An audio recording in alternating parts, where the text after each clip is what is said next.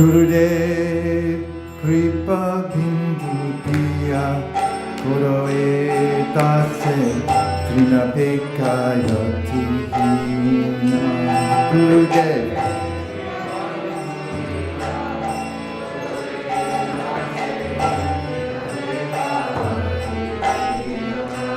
Gurudev Kripa Bindu Diya Kuroe Dase Trinapekayati Hina.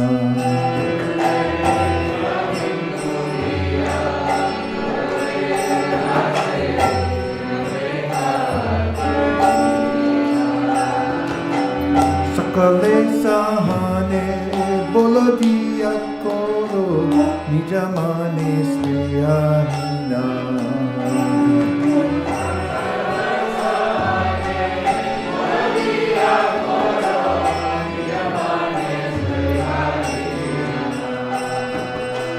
Sakale saman korete shakati dehonata jata jata.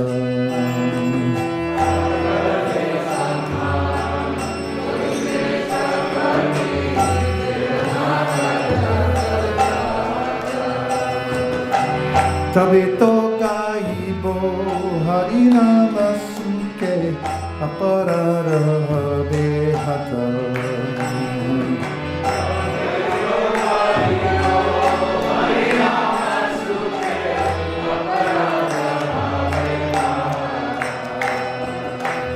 Kabeheno kripa lobhiye jano kritartya hoibe nata.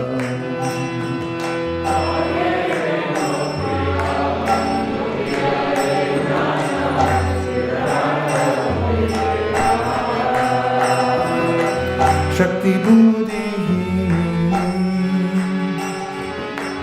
ami atiti horomore atmasata. Shakti buddhi ami atiti horomore atmasata. Yogyatya vichare Krishna hi pai tumhara karuna saro. Yogyatya vichare Krishna hi pai tumhara karuna saro. Karuna no huile kandiya kandiya prananara hibo aro.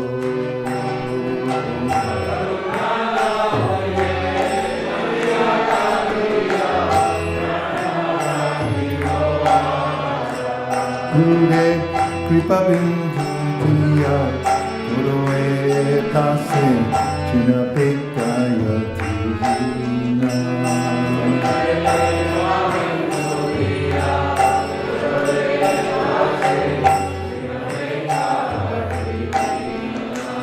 Gurudev Kripa Bindu Diya Kuroe Dase Trinapekayati Hina.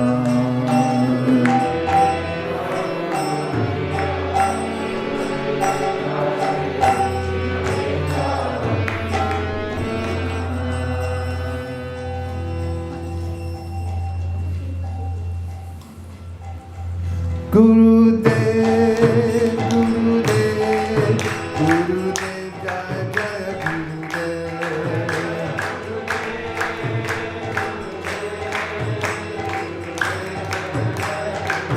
Jaya Jaya Prabhupada, Prabhupada, Prabhupada, Jaya Jaya Prabhupada.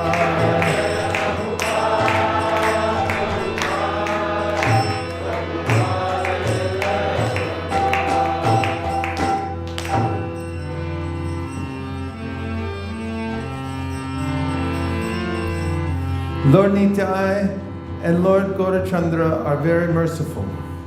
They are the essence of all incarnations. The specific significance of these incarnations is that they introduced a process of chanting and dancing that is simply joyful. My dear brothers, I request that you just worship Lord Chaitanya and Nityananda with firm conviction and faith, If one wants to be Krishna conscious by this process, one has to give up his engagement in sense gratification. Become absorbed in worshipping Lord Chaitanya and Nityananda and simply chant Hare Krishna, Hare Hare, without any material motive. My dear brothers, just try to examine this. Within the three worlds, there is no one like Lord Chaitanya or Lord Nityananda. Their merciful qualities are so great that upon hearing them, even birds and beasts cry and stones melt. But I, Lochan Das, regret that I am entrapped by sense gratification. I have no attraction for the lotus feet of Lord Chaitanya and Lord Nityananda, and therefore Yamaraj, the superintendent of death, is punishing me by not allowing me to be attracted by this movement.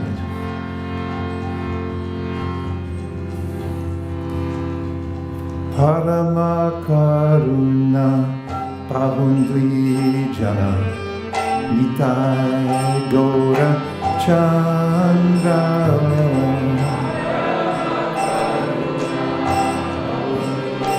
Jana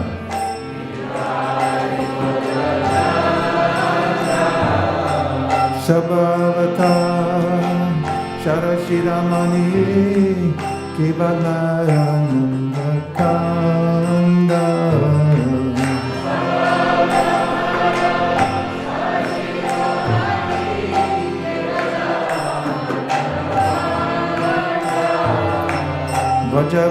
Vajabajogai Chaitanyanta Siddhira Vishvasakori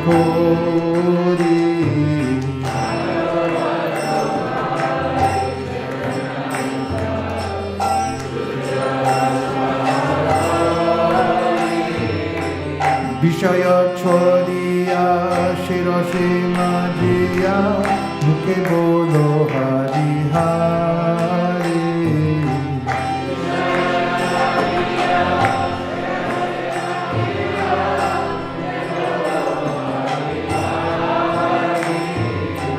Dekore Pai Tribhuvani Emono Doya Ladhaka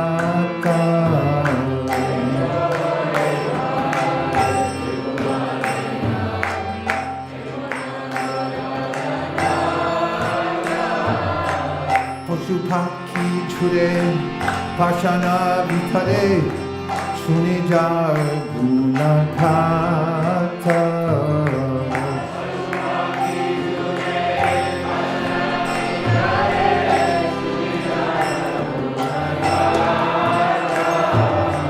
Samsare Mojiya Rohili Podia Shepade Nahilo Asha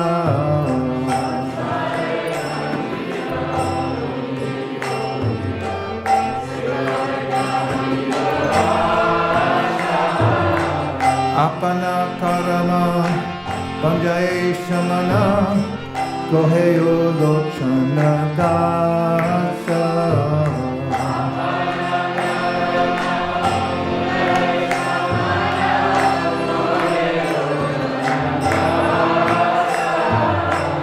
Paramakarun Pahundri Jana Nitai Gora Chandra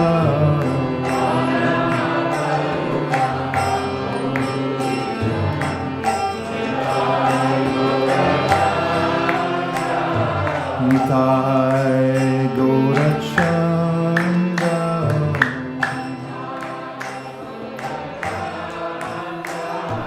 Nitai Gora Chandra Nitai Gora Chandra Jaya Gora Nitai Gora Nitai Gora Nitai Jaya Gora Nitai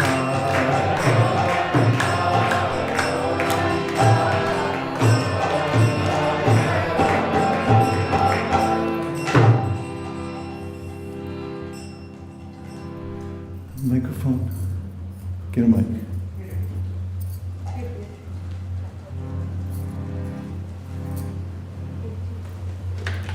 You sing.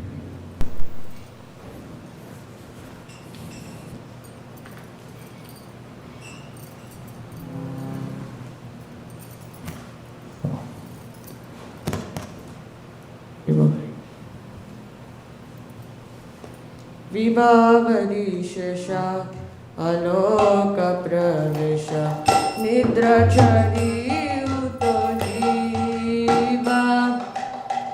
Vibhavadishasha aloka pravisha nidrachari uto jiva.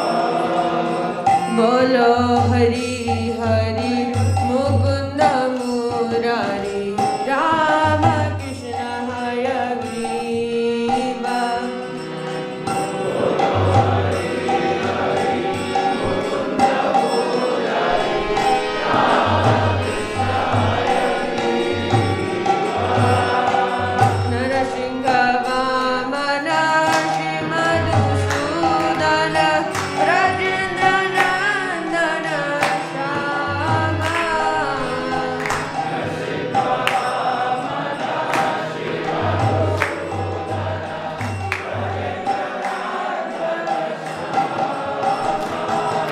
Putana Gadana Gaitaba Chatana Jaya Dasharati Rama.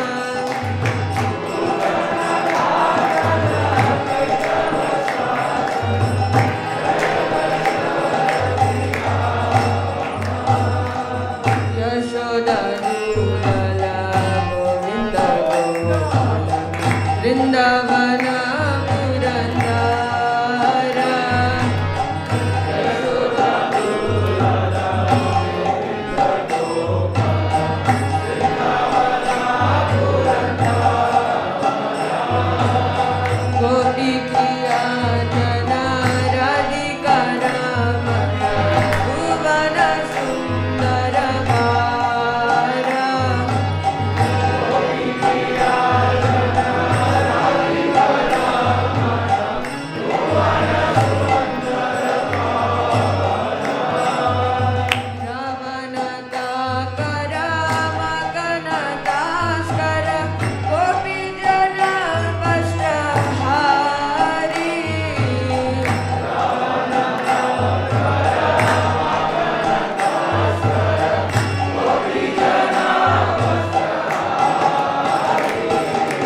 Rajara Kala Gopavrinda Kala Jitahari Vansidari.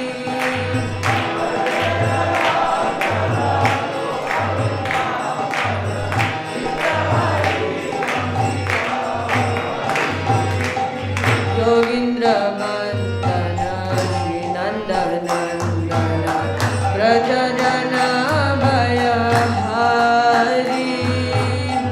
Yogindra Vandana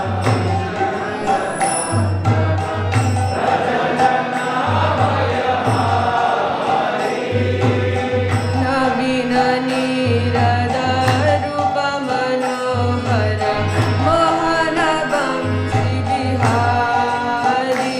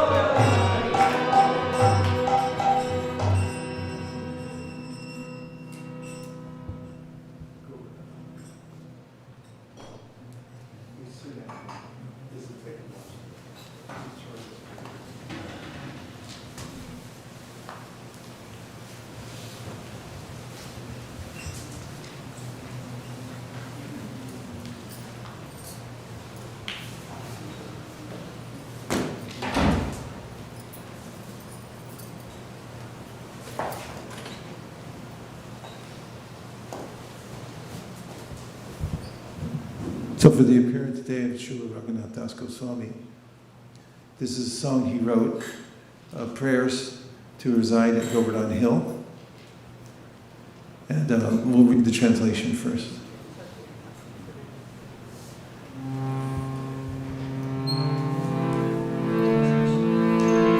If we may.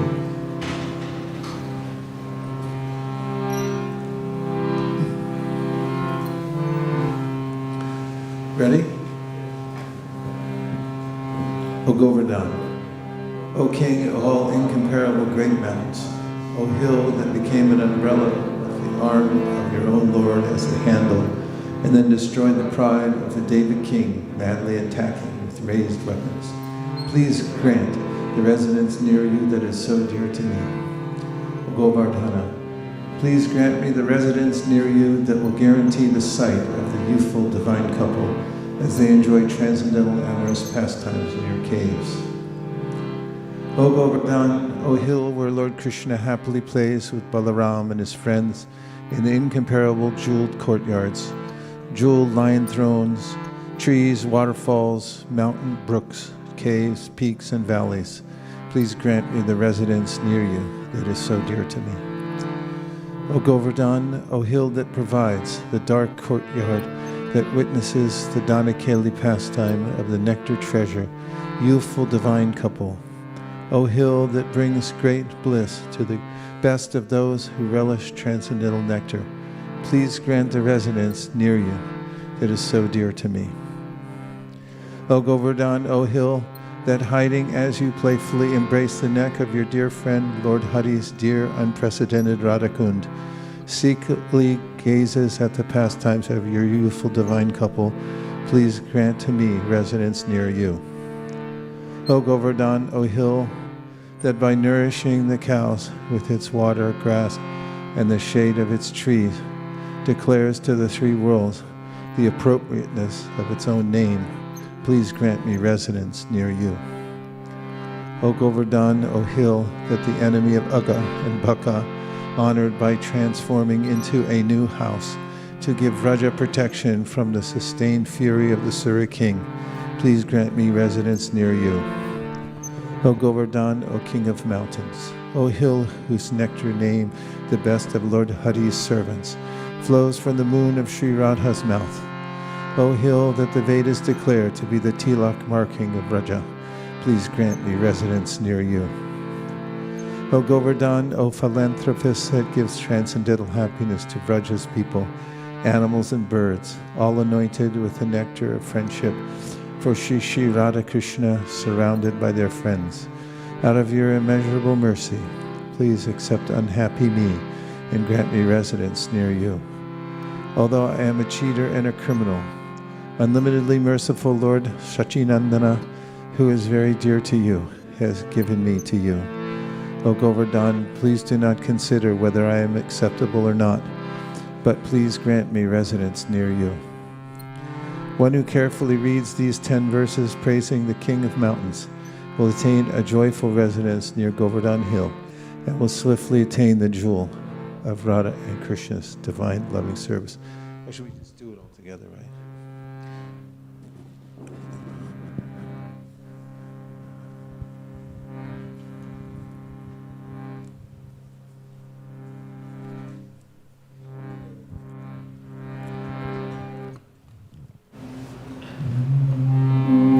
Surakati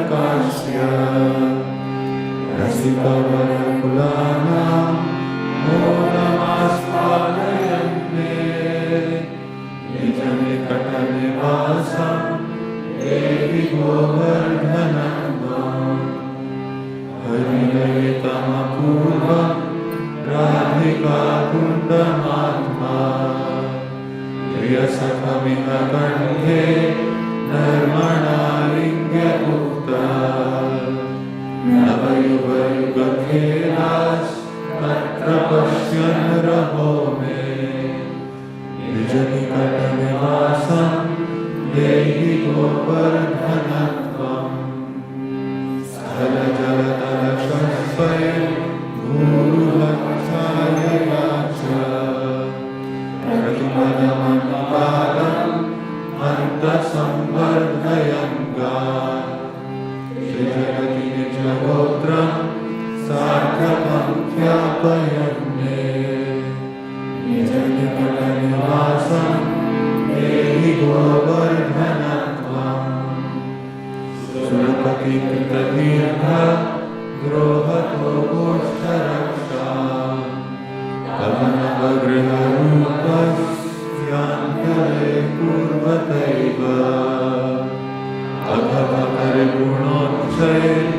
दत्तमानभृतं मे निजनिकटनिवासं देहि गोवर्धनत्वम् गिरिविपहरिदास श्रेणिवर्येति नामा मृतमिदमिदिदं Shri राधिकावद्रचन्द्रा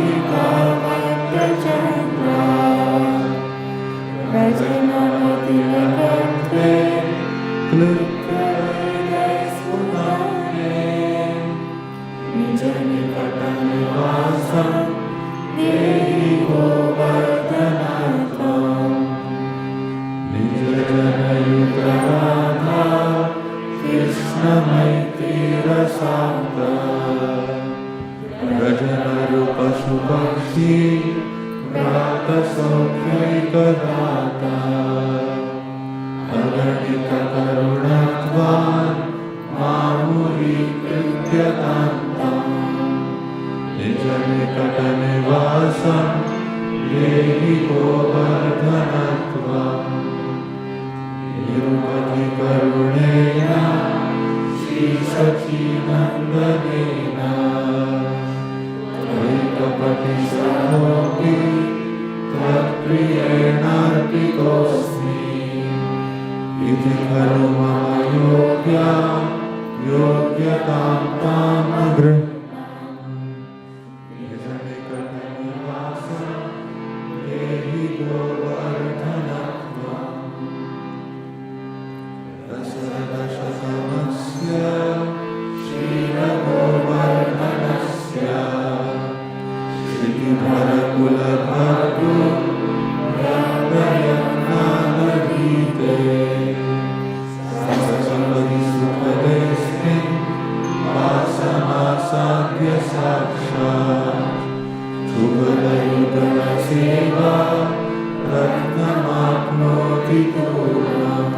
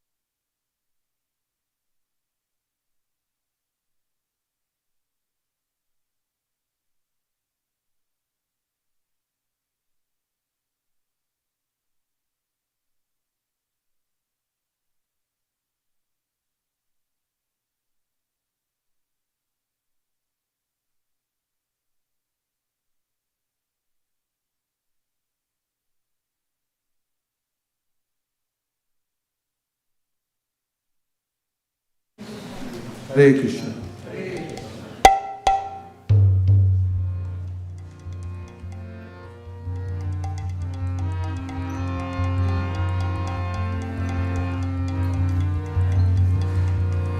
Jaya Radha Madhava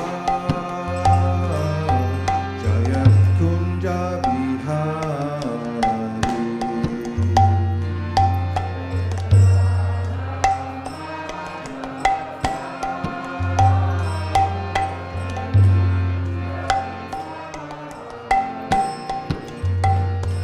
Jaya Radha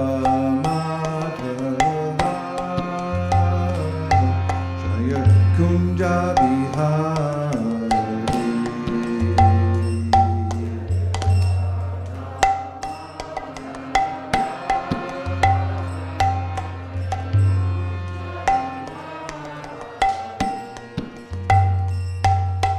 Gopi Janna Vallabha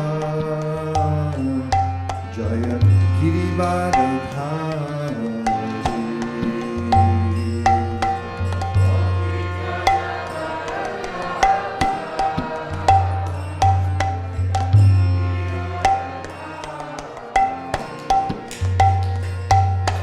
Gopi Janna Vallabha Jaya Girivardhari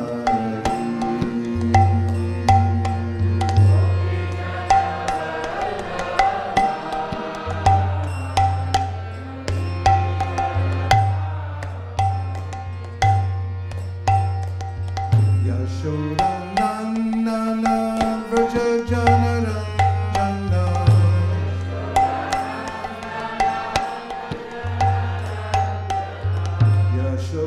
Yashodanandana Vraja Janaranjana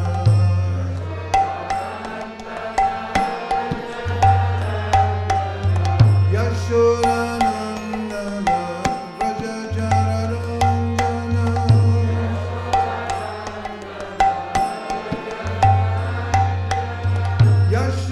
Yashodanandana Vraja Janaranjana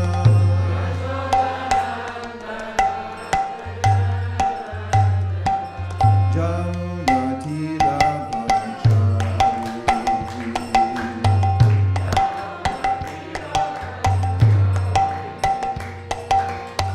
Jamunatira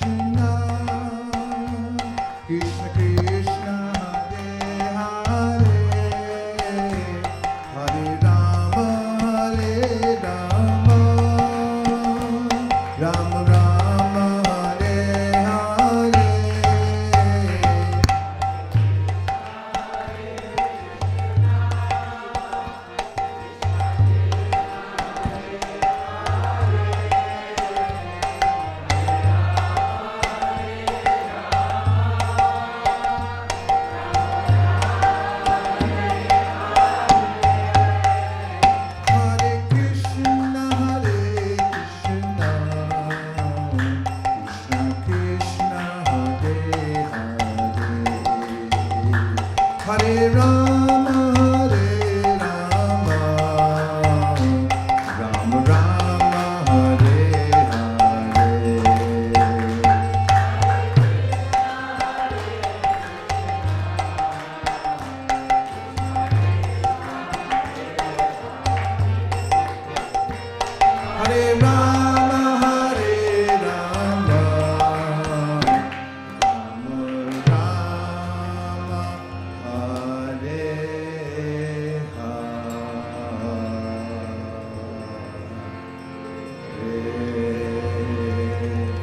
Gaur Premanande, Nitai Gaura Hariko.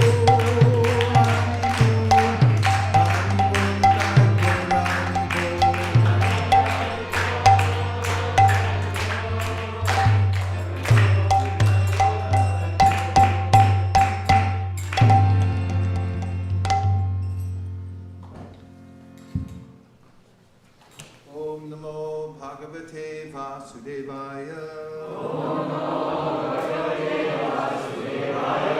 Om Namo Bhagavate Vasudevaya. Om Namo Bhagavate Vasudevaya. Narayanam Namaskritya. Naram Chaiva Narottamam. Devim Saraswatim Vyasam. Tato Jayam Udiraye. Om Jnanatimirandasya Jnananjana Shalakaya Chakshurunmilitam Dena Tasmai Shri Gurave Namaha.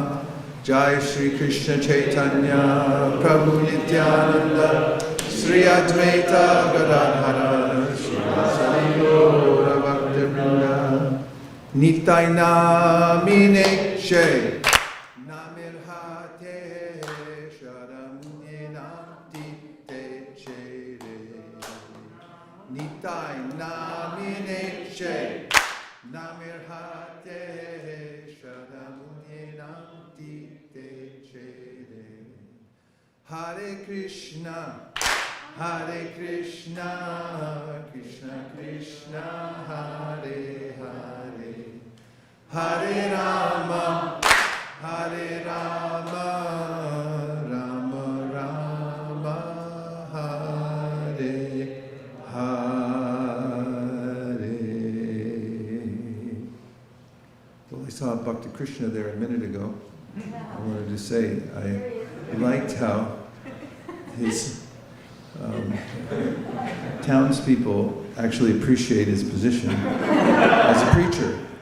When the devotees that Prabhupada had made himself in America went to Shurat, the people came out and welcomed them like conquering heroes who had come home.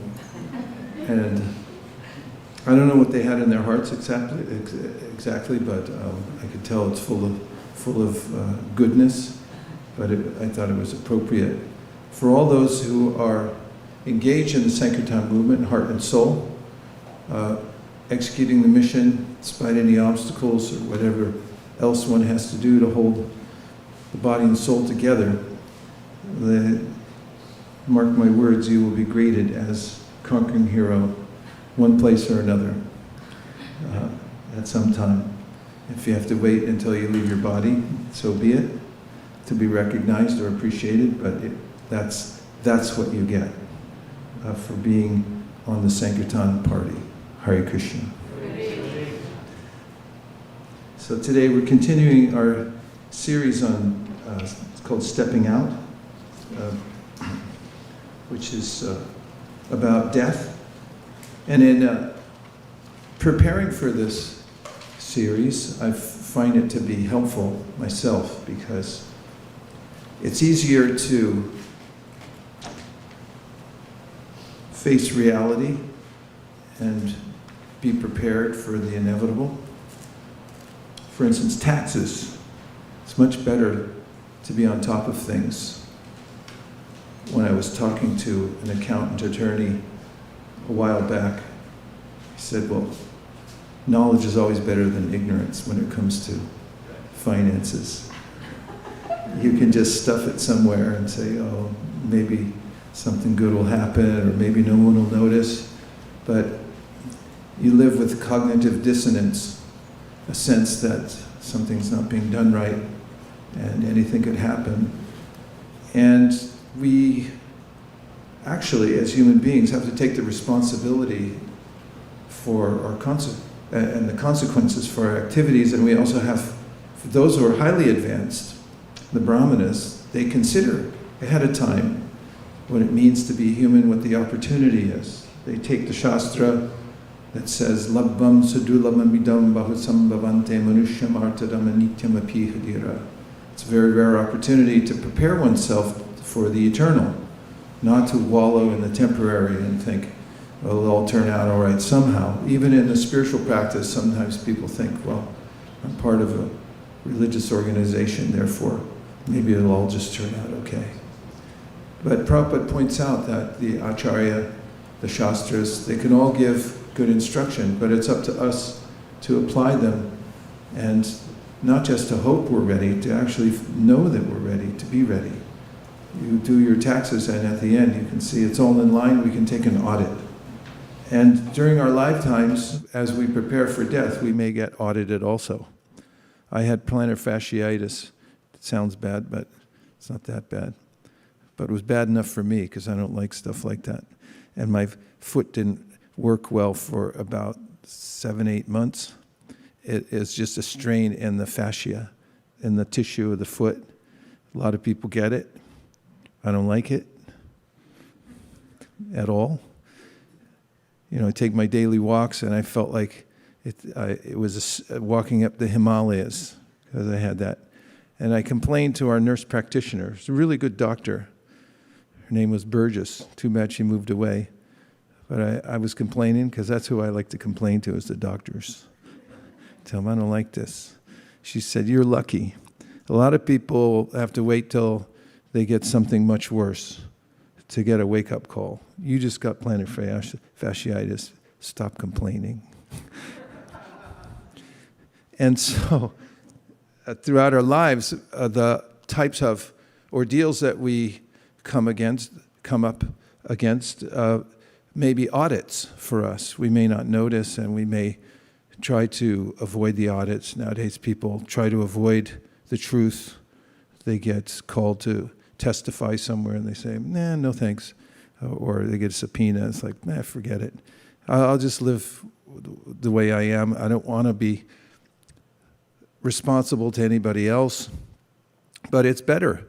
Brahmana means somebody who's in line with the Supreme and means should be all lined up. Prabhupada was all lined up.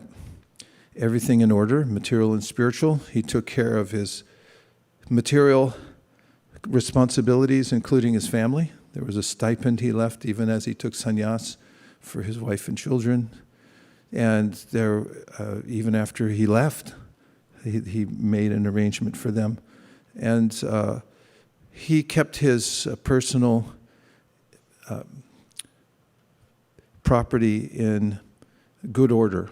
Everything went in its place, and wherever he went, wherever he traveled, everything got set up the way it was set up in the last place. He locked up the most valuable things twice in a locking bag, and then the locking bag got locked in a locking armoire.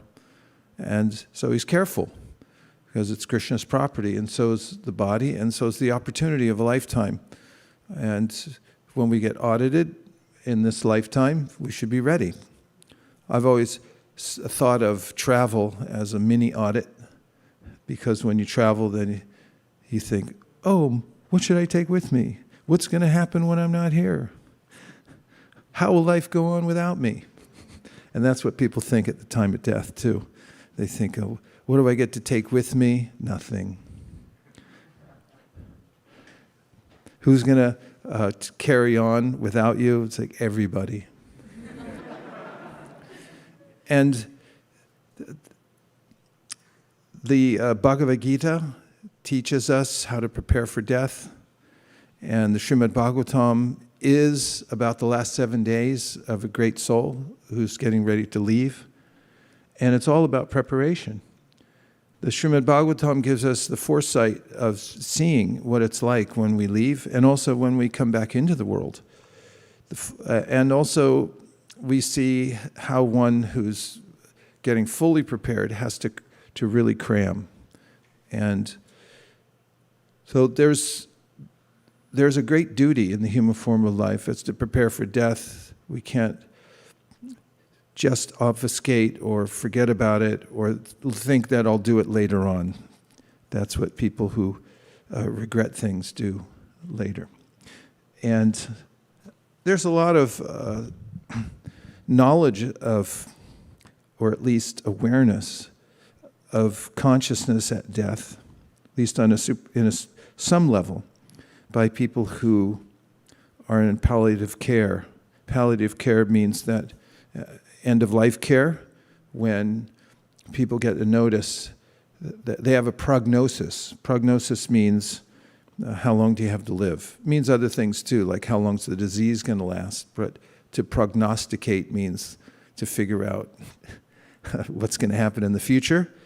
So many times doctors have accurate idea about how long someone's going to live based on what they've seen many times before. There are signs when the biological robot is winding down.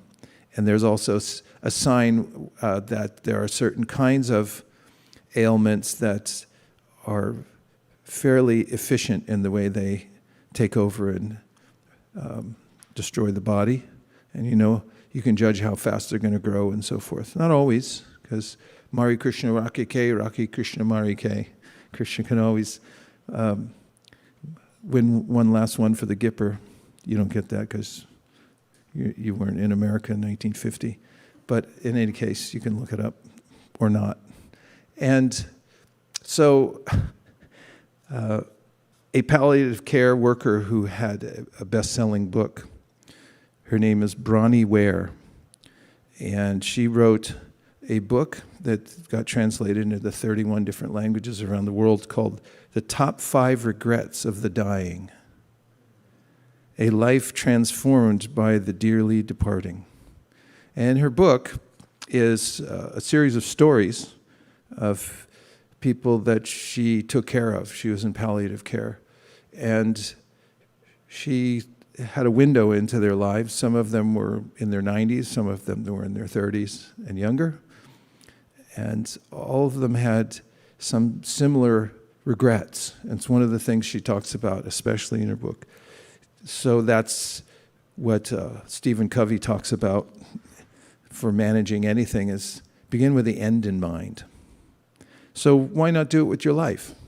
Because we know it has a beginning and an end, and if we try to pretend otherwise, then that's a kind of ostrich philosophy, put one's head in the sand, and just forget about it.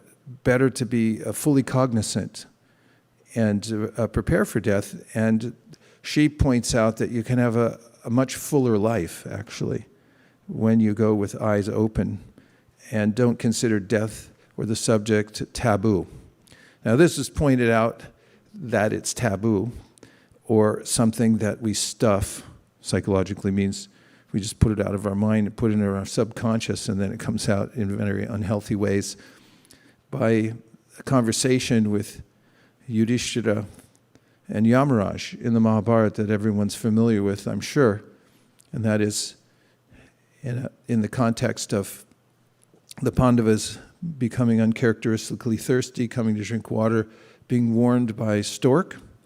Is it a stork or a pelican, or what kind of bird is it? Stork, okay. A stork that don't drink the water. It's poison, but they were so thirsty they drank it anyway. But Yudhishthira abided by the warning, and the stork said, first you answer my questions, then you can drink. And one of the questions the stork asked, to Yudhishthira, what's the most amazing thing in the world? And he said, Hani Hani Bhutani Kachantiha Yamalayam. And that is that death comes to every living being, but everyone's walking around thinking it won't come to me. So that's the most amazing thing. And this is due to clinging to life. This is called a Vinibheshita. According to Patanjali Muni in his Yoga Sutras, he describes the defects of the mind that cause us suffering in the world. And he said the greatest of all of them is called a Vinibheshita, which means clinging to life. Every living being's been through this before. That's why little birds, when you come up to them, even though you love them to death, little finches, such a cute little animal, and then they fly away like, you're going to kill me. Everyone feels like that in the material world because they've been killed so many times and had to take birth again. It's stuffed deep in the subconscious that I'm going to be killed at some point. Prabhupada puts it in his introduction to the Bhagavad Gita that we're being stalked by the tigress of death. Just around any corner it could be there. So one should come to terms with one's actual situation, and it's not so bad, actually, because as Krishna says in the Bhagavad Gita, no one ever dies. We're just changing clothes and become aware of it. So if we start with the end in mind and work backwards from there, then we'll be happier, more productive, because we'll have a clear idea of what the purpose of life is by facing our own death and planning for it. And not just hoping, maybe I'll be ready, but making sure that we're ready for that time when we move from this body to the next body. So she points out in her book her observation for people to actually be ready for death. And this relates to our practice of Krishna consciousness. She said it's a day-to-day process. You know, for us, you don't want to wait till the end and try to get ready all of a sudden. I've seen that before. I've been with people who got serious about Krishna consciousness in the last month or two of their lives when they got a grim prognosis. And one person who I sat with just before he passed away held my hand and said, it's so hard now because I've been hanging on, especially to money he was talking about, until all my life. That's what I've been about, is making more and more money and holding it as tightly as I can, just making sure it doesn't leak out anywhere. And he said, that's my strongest feeling right now. Even though he was chanting, he was listening to bhajan, he had a devotee taking care of him, but he said, it's hard now. It's calcified. It's difficult to give up. So it's a day-to-day practice that we should be integrated into our lives every single day. Don't miss a day to get ready for the exam. And she also said that it's a conscious decision to get ready. We have to make a conscious decision. In fact, we know that some people avoid the idea of death even up to the last minute. I've even have godbrothers who were in denial up until the last minute. And I don't even know about how they felt in the last minute, but it's very difficult for them. They assume there'll be a miracle cure, even when everyone says there is no more miracle cure, it's over. And they still hold on to, no, it's not true, it won't happen. And so those who are more progressive, they make a conscious decision that no, it's happening right now, body's changing, there'll be a final change, I should get ready for it. And it's not just for my own edification. There are ways in which we should be ready for the sake of others also. There's a responsibility. Once when I was traveling in South India in days of yore, in my youth, I noticed how a lot of Brahmanas had a gold chain or a jewel around their necks, and I wondered about that. It's like, should I get one? I don't know how to look as a brahmachari, but I asked, what's that all about? And someone told me that it's a tradition because they keep some wealth with them. Just in case you die in a distant place or in a moment's notice, you have something to pay the people who take care of your last rites. You can leave it to them. And that way you don't leave any karmic debt behind. You're careful about it. I saw with my parents, the writing was on the wall, they're getting to their late 80s. They started putting everything together. They're cleaning out the garage, cleaning out the attic, giving away everything preemptively. Do you like that? Yeah, I like it. Take it. Everything they were cleaning out, and finances all together. And we really appreciated it. Our family did. My sister, luckily for me, was the executor of their will, of their estate. But it was easy. Fairly easy. It's always hard, actually, which is another revelation about when any living entity leaves the world, you'll notice how much of an impact he or she has. One living entity just living in the world, even if they have a simple existence, it leaves a hole somewhere in the society, in the universe. as they move on, it has some significance. What to speak if they're highly engaged and important, then it makes a really big impact. So those who prepare are doing it not just for themselves, for others as well. Don't leave a mess behind when you leave the world. Leave everything in good order. In fact, oftentimes the doctor with a grim prognosis sounds like the name of a heavy metal band. Grim prognosis. Maybe a more sophisticated one. They tell people, get your affairs in order. That's one of the cliches. Time to get your affairs in order. In fact, that's Steve Jobs mentioned when he was first given a grim prognosis, which turned out to be not as grim as they had thought. But he thought he only had a month or so to live the first time. And then they told him, get your affairs in order. And then you have to rush to do it. Better do it now. Get your affairs in order. You'll feel better about it. And when you leave, you won't leave a big burden to everybody else. It's responsible to come to terms and then be ready for it when you leave. So, conscious decision. We should aspire to be like Parikshit Maharaj, to consider that this is important and make a conscious decision to deal with it. And she said also you need courage. It requires courage to face the inevitable death that we're leaving the world. So that's one of the places to apply courage, is to see that everything I'm doing now is a preparation, and also I should be courageous about taking care of my duties so that I'm ready for it. Spiritually, mentally, physically, financially, in all other ways.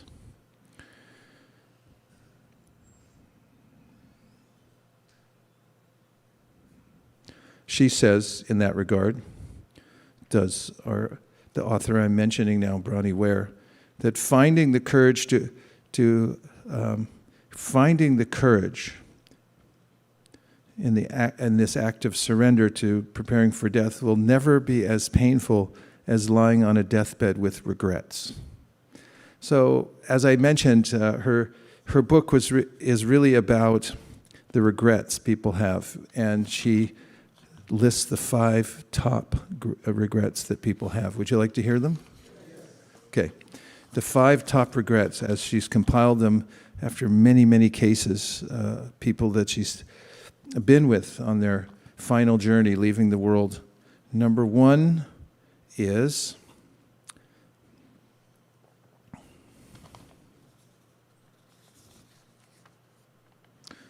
I wish I'd had the courage to live a life true to myself, not the life of that others expected of me. That's number 1. Can you handle number 2, you think?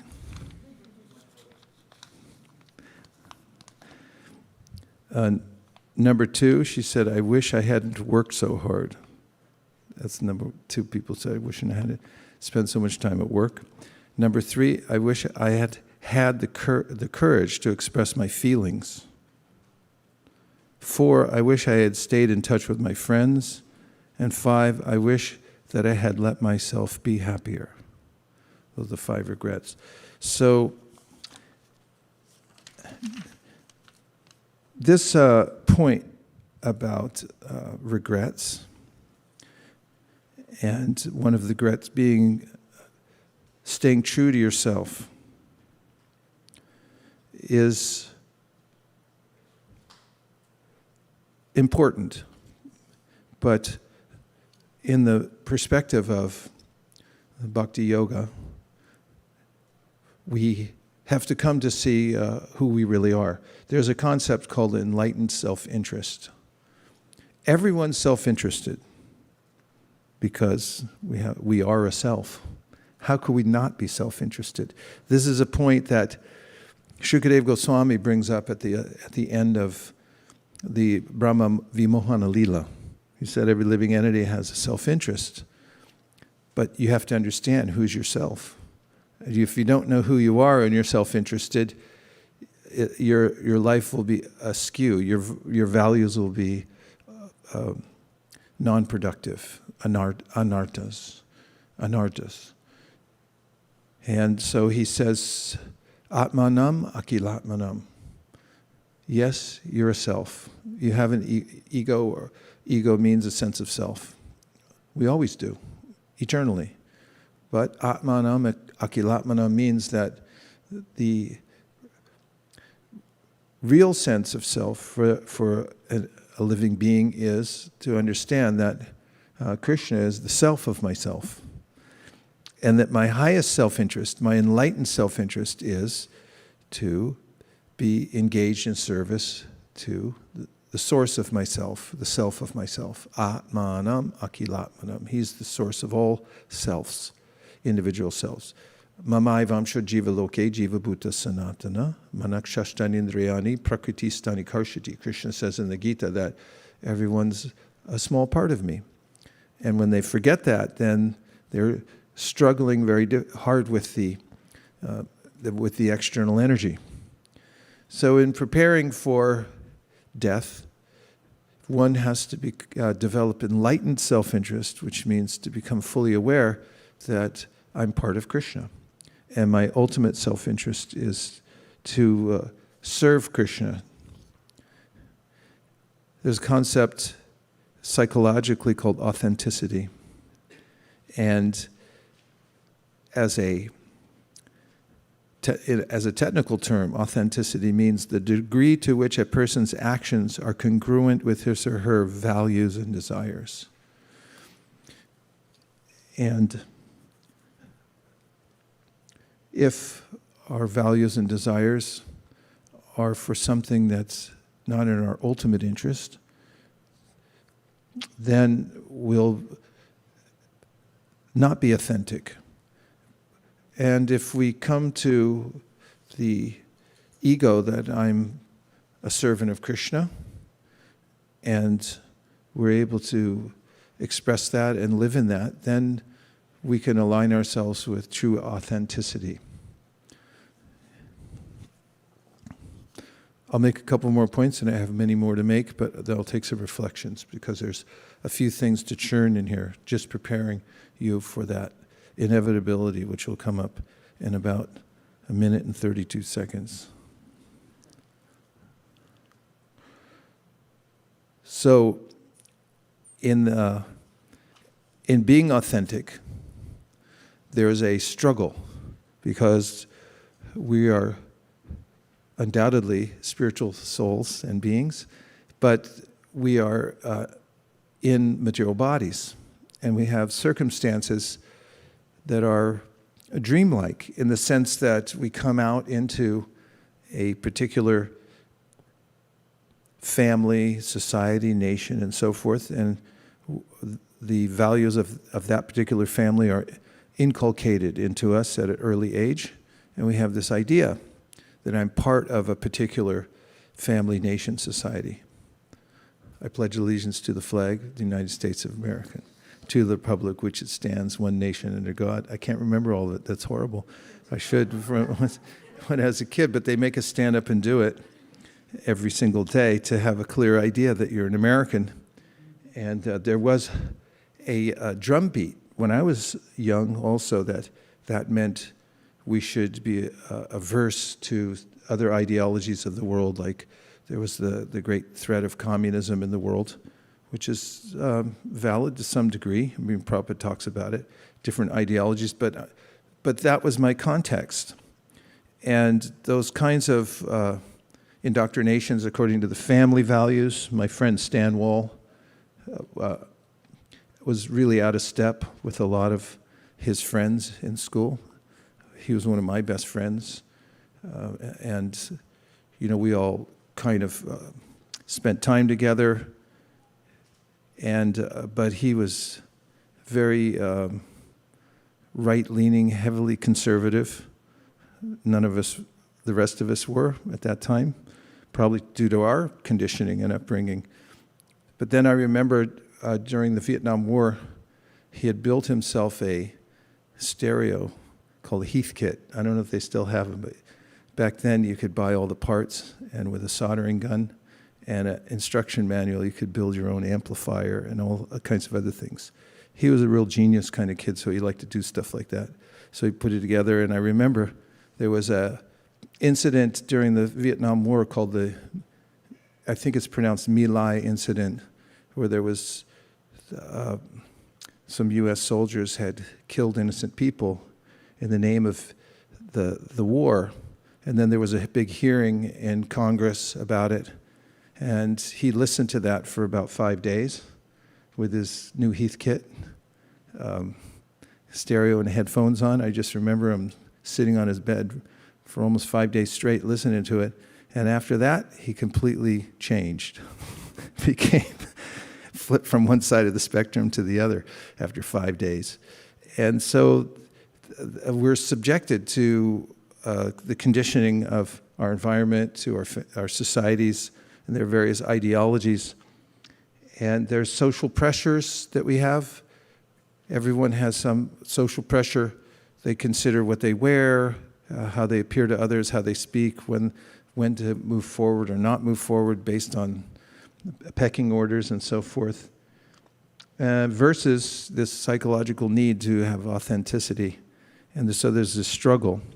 And as I brought up, it's at its more basic level, because we're spiritual souls in a material body, we have these two parts of our lives that we're navigating. One is Vyavaharika, the practical aspect of our lives we have to take care of, including the way we interact socially, and also our ultimate need as spiritual souls. Chaitanya Mahaprabhu says, Sarvapadi Vinir Muktam. Of course, not his verse, but he quoted it when he talked to Rupa Goswami in his teachings to him in the very beginning. He said that this is the mode of somebody advancing spiritually, is to give up the designations. Even though you may have to do your duty in certain ways, you should be fully aware of your authentic self. Sarvo padi vinir muktam tatpratvena nirmalam rishikena rishikesha sevanam bhaktir uchate. So this is called bhakti, the process of disentangling oneself from the external designations and coming to one's authentic self. And this is necessary as a preparation for leaving the body properly, to prepare oneself to live in authenticity, not be carried away by the upadis. Upadi is, an example of upadi is given by Jiva Goswami. He says if you take a clear crystal and then you put next to it a red rose, then the crystal turns red. But is the crystal red? No, but it looks like it's red. So similarly, we're originally pure consciousness. But because of association with matter, we appear to be material. I appear to be a Californian, at least in my mind. This is called karmatmaka, or colored by my association with the material world. So this is one of the prerequisites for being prepared for leaving the body, and also for living a life that is authentic. And that's the only way that one can actually be in harmony. And the only way that one can be out of the phenomena called cognitive dissonance, which is a malaise. It's a way in which we constantly feel anxiety because there's this conflict between me being a pure spirit soul and living in a material body and identifying myself with it. So to be fully happy, one has to be aligned with one's enlightened self-interest, and that means coming to this clear idea, even as I live in this body and in the world, that I'm a servant of Krishna. Jiv Krishna Das A.B. Shwas Korleto Artuko Nai. Bhaktivinoda Thakur states, you can only be happy and when you come to this ego that I'm a servant of Krishna. And this is reality. to understand that. Now I'll take a few reflections. It's a service to give a reflection because it helps to develop the conversation more. So if there are any points that on the little light meter, when they go up to a certain point, you know it's green, green, green, then it hits red. You know what I'm talking about? We have it on Jamulus. If it's too loud, it hits the red part. So if any of the points went up the scale and actually jumped it to a higher level, you can bring them up. If it was green, it's all right too. Go ahead, Malini. Thank you so much, Prabhu. Prabhu, I really like the definition that you gave about self-interest. I never thought of this way. Self means the source of yourself, and real self-interest is into serving the source of yourself. So that was very nice. Thank you, Prabhu. Yeah, if someone could bring me 10th Canto, 14th chapter, please. I'll read you a couple verses from it. But this is, again, I'm reiterating because you brought up the point that Shukadeva Goswami, it's near the end of the 10:14. Excuse me. Yeah, 10:14. That's near the end of the chapter where Tate Anukampam appears. Shukadeva Goswami says that it's natural to be selfish. It's just the only part you got wrong was what your self is. You just don't want to miss that. Because as living beings, we have ambition. We have volition, we have ambition, we want to achieve, we want to serve even. But if the original equation is wrong, 2 + 2 is 5, and then I go on for more complex computations, it's going to come out wrong. So the foundation has to be right. And to see in terms of that the things I have are not my things, but that they're, as the Sri Upanishad says, tena taktena bunjita, they're things that are put aside for me to use. I was listening to Prabhupada this morning and he said, everything's on rent.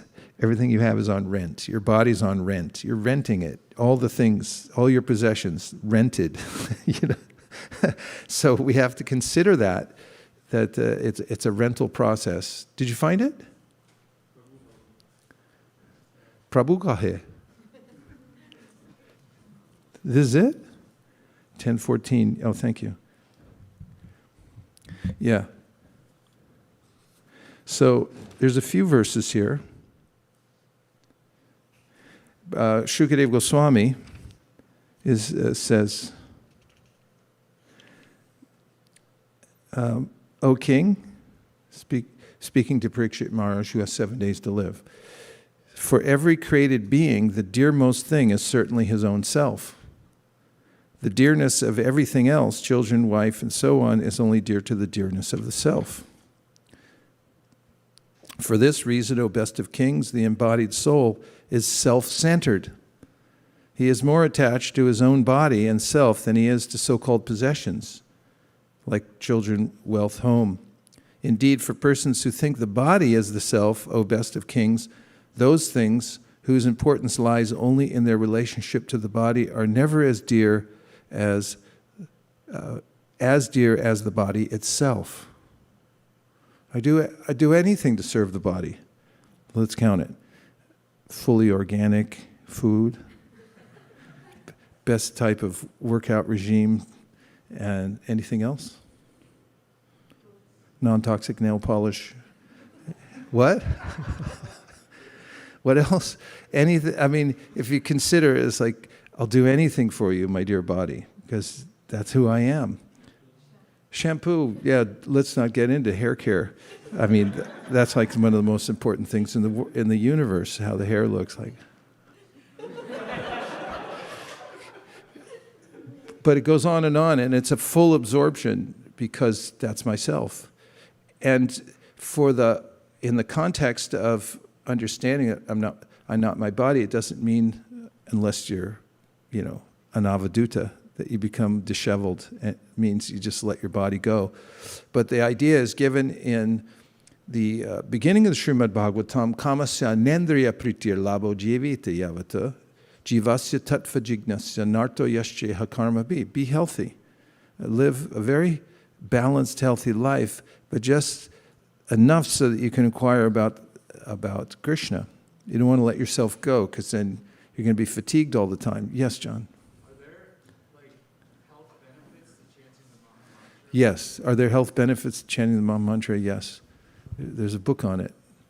There's a psychologist who studied for his PhD thesis, or his postdoc. He did an empiric study about chanting the holy name. He had various groups that chanted, and he measured how they did. And people that chanted the Maha Mantra did much better in many different ways. Good. Thank you. Yeah. Okay, so he goes on to say, if a person comes to the stage of considering the body mine instead of me, he will certainly not consider the body as dear as his own self. After all, even as the body is growing old and useless, one's desire to continue living remains strong. I can attest to that. Therefore, it is his own self that is most dear to every embodied living being, and it is simply for the satisfaction of this self that the whole material creation of moving and non-moving entities exists. Hare Krishna. You should know Krishna to be the original soul of all living entities. For the benefit of the whole universe, he has, out of his causeless mercy, appeared as an ordinary human being. He has done this by the strength of his internal potency. So in the verse, Krishna means Lord Krishna, the Supreme Personality of Godhead. Enam, this. Avehi, just try to understand. Twang, you. Atmanam, the soul. So here, soul is given a capital because there's a source to all the other individual selves. Nityo nityanam chaitanas chaitananam eko bahunam yovidhati kaman. The Vedas clearly say there's a plurality of living beings. However, there's one chief living being who's maintaining all the other individual living beings. I can't say that I'm the maintainer. And Krishna is the one who's providing for the ants and for the elephants and for the squirrels, those three especially. And for human beings, he's also maintaining. And Prahlad Maharaj said, consider anything that you have. The paycheck? Anyone getting a paycheck? No? See me after if you're not. We got a service for you. That's coming from Krishna. It's his potency, Prahlad said, whatever you have. So this is Krishna consciousness. It means coming to a clear understanding that there is a God, I'm not him. I'm being maintained. And at every minute, that whatever life I have in my body, it's a gift. It's coming from the Supreme Soul. I can't maintain myself. I can't keep my heart beating. And if my hand decides to stop working, it just says, I quit. It's like, come on, help. And no, it's finished. You can't do anything. I'm helpless in that way. But Krishna, he's the maintainer of all living beings. He makes every hand go or not go according to one's karma. So, you should know Krishna to be the original soul of all entities. For the benefit of the whole universe, he has, out of his causeless mercy, appeared as a human being. He has done this by the strength of his internal potency. So, Atmana means the soul, the Supreme Soul, and Akila Atmanam. Akila Atmanam means of all living entities. Atmanam Akilatmanam, the soul of the souls. Soul of souls. Jagatitaya, for the benefit of the whole universe. Sahi, api, certainly, atra, here, dehi, a human being, iva, like, abhati, appears, mayaya, by his internal potency. So this is the very clear point that Shukadeva Goswami makes about authenticity. Be aligned in this vision. Last verse. Those in this world who understand Krishna as he is, see all things, whether stationary or moving, as manifest forms of the Supreme Personality of Godhead. Such enlightened persons recognize no reality apart from the Supreme Lord Krishna. Okay, there are a couple more reflections. 1, 2. Oh, you were next. Okay. 1, 2, 3, 4, 5. And the online, if we can see the Zoom room again, I think that there are more. Oh, okay. There's a lot. Okay, go ahead. I'll try not to make long, drawn-out answers from now on. Hare Krishna, Prabhu. I like the point where you said about, we should not just hope that we would be ready for death, but rather we should plan and really ensure that we are ready. So I was just thinking that on our journey from India to US, just to get ready for that apparently simple thing when compared to death, you have to do like COVID test and this, and now the things have added up. So if you don't do any of those, then you cannot just make the journey. So just for a simple, within the material world, coming from one country to another country, you need to plan. Then imagine, quitting this body, giving up this body. It's a big thing. So we cannot just hope that everything will be all right, right? Yes. And just recently, because I'm studying for my Bhaktivedanta degree, and then we have to take... Come in. I have to take tests on a regular basis, and I know when I'm going to do okay and when I'm not. When I sit down, if I've studied sufficiently, I'm very clear that, I know it. And I'm also clear, it's like, I'm going to go for it, but I don't know how I'm going to do, right? Everyone has that experience when you get ready for a test, right? So I'm sure I'm going to do well because I know everything. It's right clear in my mind. Krishna willing, I always say prayer ahead of time. Okay. And I like the point about, embellishing the ideas of traveling. You need visas too, which is a big deal. To speak of just going between countries, you need a visa. What to speak if you're heading for another planet? You got a visa? Try going through BHF or whatever it's called. VHS. BHS? Is that what it's called? The BFS? Good luck with that. Hope the universal ones aren't that bad. All right. Well, you're talking about it. I was remembering that any kind of a surgery you have to go through in India, they never tell anything to the patient. They always tell everything only to the relatives. The patient is like totally unaware of what's happening. But in the US, they only tell the patient. So that you're going to go through the surgery, but 99% should be okay. But but you should have to sign a paper where you will not sue us. That okay, something, and they will also make you read the whole process of what all possibilities can happen, and then you can die, and then you have to sign the paper just 2 minutes before you go into the surgery. So I was just thinking that actually, in one sense, US really makes you aware of all the miseries. So I was just feeling thankful, and when I had to sign that paper, and I was just trying to think, okay, Krishna mare rakhi koi. I don't have a choice. I just have to go in. But I was just thinking that, am I really ready? As you said, I should just work so much harder. Yes, and can one be really ready? I was just speaking to a devotee the other about Kurmarupa Prabhu, one of my godbrothers. He ran the Care for Cows in Vrindavan. And Tushya Krishna Prabhu, everyone knows him, the temple resident in Denver. He was very close to Kurmarupa Prabhu, considered him one of his Shiksha gurus. So Kurmarupa got some kind of cancer. And doctors in Delhi said, oh no, you're going to die. You got about a month or two maximum. So he called some of his friends and students. And so Tushya told me that he called them and he said, I got to check out. And he thought, what do you mean? Are you at a hotel or something like that? But just the way he said it, I have to check out. I have to check out in about a month.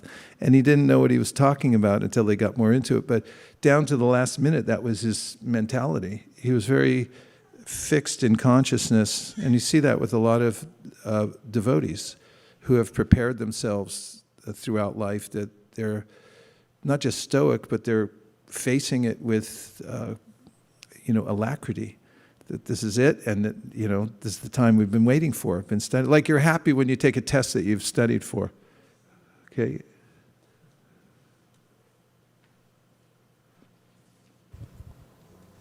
You're up. I like the verse 56. Okay, we put that on the screen. 56. But basically the verse was about how if you see Krishna in everything, then, actually I just want to see the translation. Yeah, okay, it says, those in this world who understand Lord Krishna as he is, see all things, whether stationary or moving, as manifest forms of the Supreme Personality of Godhead. Such enlightened persons recognize no reality apart from the Supreme Lord Krishna. And then I really found this a powerful way to live a Krishna conscious life by seeing everything you have and everyone around you as gifts from Krishna, and taking every circumstance as a lesson always keeps you in higher consciousness. Nice point. And that's how the chapter starts, with the most famous verse of all. Brahma says, Tenu kampam samikshimano bunjane vatmakritam vipakam hridvagvapur viridam namaste jivetiyo mukti pade sadaya bhak. That the visa, the level of consciousness that allows one to actually enter into the spiritual world, is that what you just described. One sees everything as a lesson, and everything in relationship with Krishna takes it as special mercy, even the reversals. If you can develop that type of consciousness as a human, then Sadaya Bhak means you're eligible to inherit the spiritual world. You're ready for it. Okay, let's see who is next. I skipped over you. Okay, sorry, Prabhu. 1, 2, 3, and we have online also. Sorry, online devotees. We'll get to you in just a second. Thank you, Prabhu, for that wonderful class. This is on the second point that you mentioned. We have to be, one is our self-interest, and second is the courage that one has to demonstrate for others. So recently, Gauranga has come to the idea of death, and he was literally crying in the night, telling his mother, I don't want you to die. I don't want anybody to die. So at that point, I was thinking that this is the time that has come that we have to accept, even though if not still understood the depth of self-interest, but at least Krishna has given us an opportunity to be courageous and deal with this topic in a nice way. That we are living in a knowledge that there's going to be death, but we are happy about it, or at least we'll go about doing our stuff in a positive manner.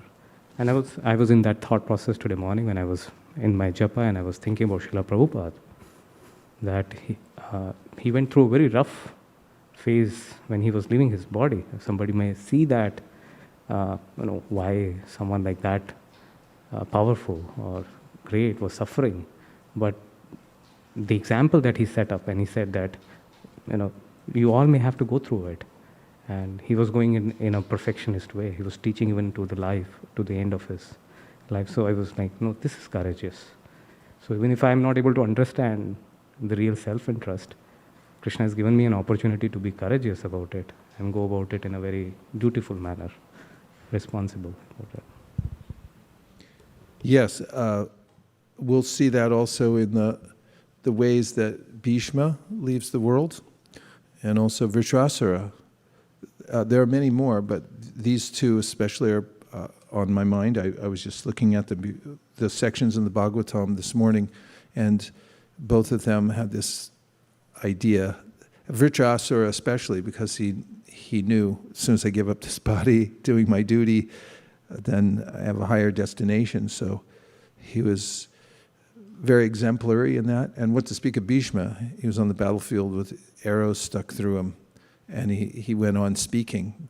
So many people compared Prabhupada to Bhishma, because you'll see the last, when Prabhupada's emaciated, he still had his editing group around him, holding the the dictaphone above his mouth, and he was given commentary to the 13th chapter of the 10th canto of the Srimad Bhagavatam days before he left.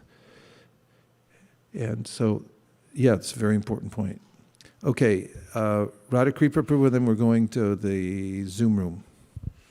Hare Krishna Maharaj. Maharaj, coincidentally, yesterday I was reading about Prahlad Maharaj. He was instructing his classmates, talking about, 50% of your life is wasted in sleeping, and first 10 years is wasted in, a child, and then another 10. And then when you are old, last 20 years is lost. So I think eventually it was, to me, out of 100, he calculated almost like 10 years is left. And those who are, now I'm just linking it to your example which you shared about your god brother, when you mentioned that he's, even people were chanting around him and, reading the Bhagavatam also, but he said his, consciousness is not that strongly fixed because he was talking about money.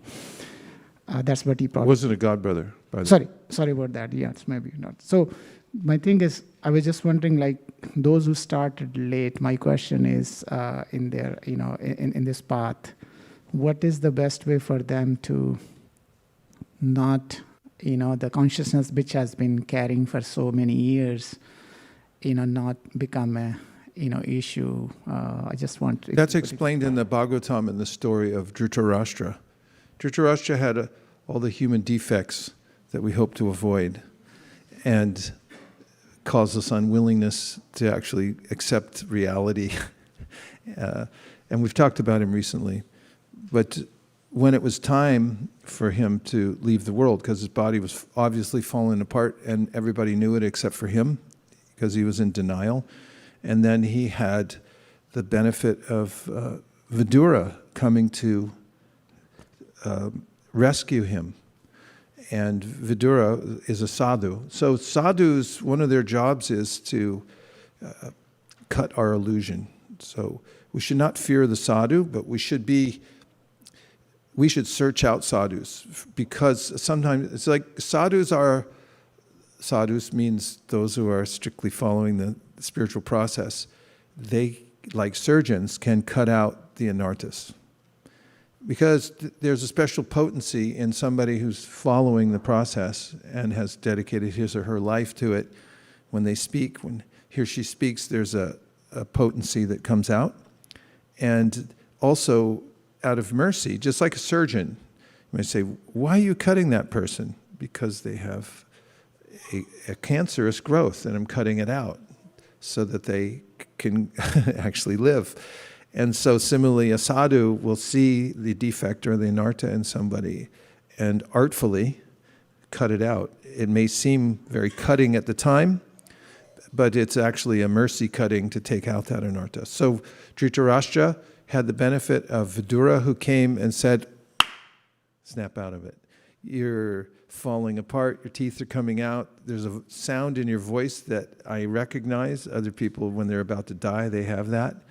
And you're embarrassing yourself. He was a king at one time, but he was, living off the charity of the people he tried to kill. Frankly, it was an embarrassing situation, and Vidura brought that up and said, "Let's get out of here. I'll take you to the Himalaya." So he did, and he prepared Dhritarashtra as far as he could. But Prabhupada specifically mentions that he could have got a lot further, but he got a late start, so he got as far as he could. And there's no loss ever in practice of spiritual life, because even if one starts late, or even at the last second, then you take it up in your next life. That's why Krishna says in the Bhagavad Gita, Neha bikramanashosti pratyavayo nevidyate swalpamapya siddharmasya trayate mato bhayat. If you even do a tiny bit in this lifetime, you'll be saved from the greatest type of fear, which is missing the opportunity altogether. The smallest start guarantees you'll be able to start up in the next life. Who was up there who dropped off? Shraddha was at the top of the list, I thought. I can't see. I know. Okay, but Bhakti Roman, Shringar Rasa was first, and then, okay, Bhakti Roman thought maybe I'd never stop talking, so he might have dropped off. Okay, Shringar Ras, go ahead. He's back. All right. Shringar Ras, go Hare ahead. Krishna Maharaj. Hare Krishna Maharaj. Please accept my humble obeisances. Hare Krishna. So I really like this point that the prerequisite for the preparation of death is disentangling oneself from the material designations. And I also want to ask that, is it a cultivation or does it happen spontaneously as we move forward in our spiritual life?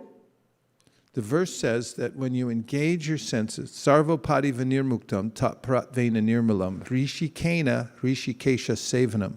So the answer is that it's a concomitant aspect. It's what happens when you use your senses in Krishna's service, they become purified of designations. So right now I'm working for my bodily maintenance and whatever else, but if I start to do some selfless service for Krishna, then the sense of designation becomes purified by dint of the practice of devotional service.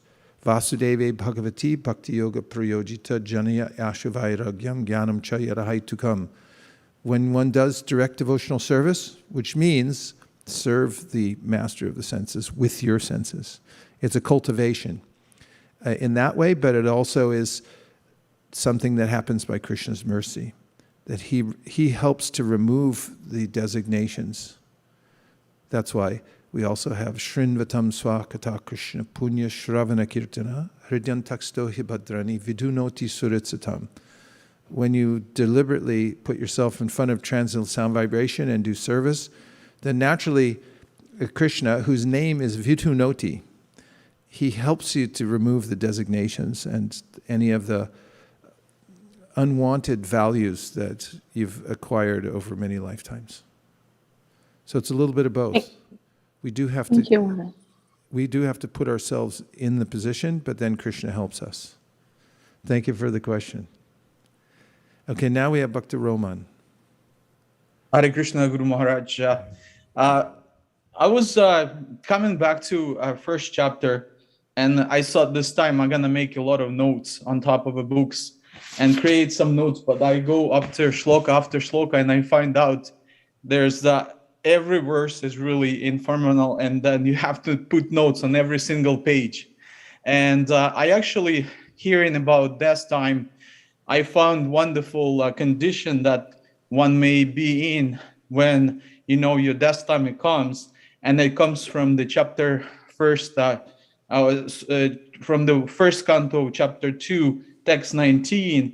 And in translation, and I like the words, as soon as irrevocable love and service is established in the heart, the effects of nature's modes of passion and ignorance, such as lust, desire, and hankering, disappear from the heart. And Srila Prabhupada gives in the purport the condition called such sadha sattva, which is unmixed sattva, which is, he said that in that sadha sattva state, can one always see Krishna eye to eye by dint of pure affection of the Lord. So, and I found that would be nice condition to die, to see Krishna eye to eye. Even we can see him directly, but that unmixed sattva is the one condition that, as you mentioned, people live in, they don't want to get rid of money, they still hold on some sort of possessions of materials. But I think when you become sadha sattva, you just see the Krishna, and there's nothing between you and him at this point. So I found that verse is really nice. Well, because of your enthusiasm for devotional service, Bhakti Roman, I'm sure you'll see Krishna eye to eye. I mean, that's Shastra says that. Thank you. And I think we're coming live from South India. Vaikuntha Naik. Hare Krishna, Dandat Pranam Guru Maharaj. Are you in Mysore? Yes, Maharaj, very much. We're missing you down there. Oh, Hare Krishna. Maharaj, about the point which you narrated about how that nurse, she documented the experiences of people who were about to die. I was just thinking how the idea, when we all know that we'll be dying one day, but when it really strikes us, um, it really transforms a person, or it has the ability to transform a person. In this connection, I was reminded of one story, of one incident from history in the life of King Ashoka. Can I share it very quickly? We insist Very upon it. briefly. Okay. Thank you. It so happens that Ashoka is the grandson of Chandragupta, whose minister was Chanakya, just to set the context. But King Ashoka is on the throne, and he has a younger brother whose name is Tissa. And this Tissa, the younger brother, is actually a core atheist and a materialist. So they are in the court, and two monks come into the Ashoka's palace, and all the festivities are stopped because Ashoka wants to hear the monks. And Tissa is extremely miffed with it. And he says that, okay, and he insults the monks, saying that you people don't know how to enjoy life. What with the shaven heads and rags and eating something, you don't know how to enjoy. Come have some liquor. So Ashoka just ignores him and just attends to the monks. And, and Tissa thinks that the story is over, but he doesn't know that it's just begun. So that night, the minister, Ashoka's minister, um, calls the brother, Ashoka's brother, for a drinking party. And Tissa, the brother, gets all sloshed up. And and the minister tells him that, hey, you look, I want to see you sitting on the throne. And he tells, come sit on the throne. And since he is intoxicated, he actually does strike a pose on the throne, saying, how do I look?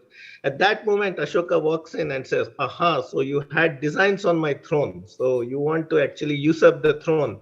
So off with your head. And but since you're my brother, my dear brother, I will give you 1 week of full enjoyment. Like in this 1 week, and but after this 1 week, you will be taken to the gallows. And for that 1 week, Tissa is given the best food, the best dancing girls, all kinds of liquor, everything, and the jugglers, all magicians. And at the end of the week, Ashoka says, I hope you had a great time this 1 week. So this Tissa says, what do you think? What you are saying, great time? Every moment in this 1 week was like hell. I was thinking about the time I'm going to be actually hanged. I did not enjoy anything about it.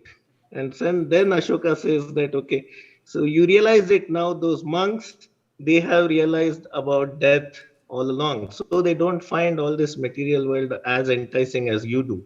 So, and then Tissa turns a new leaf and he becomes a monk as well. So, Yay!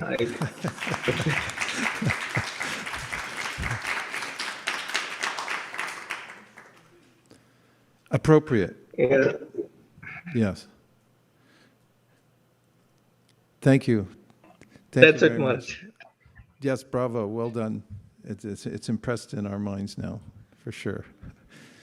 Okay, so a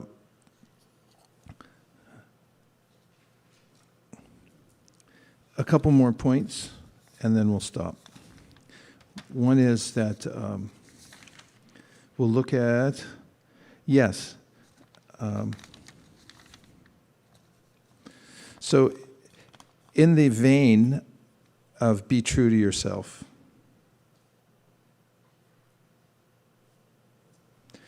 one has to educate oneself about one's real self-interest. This is important about being true to oneself, be authentic. This is going back to the list of regrets that people had at the time of death. So educate yourself about your real self-interest. That's what we've been talking about, obviously. And then Krishna talks about how to solidify that conception in one's life. And if we can look at Bhagavad Gita 4:30 and 31,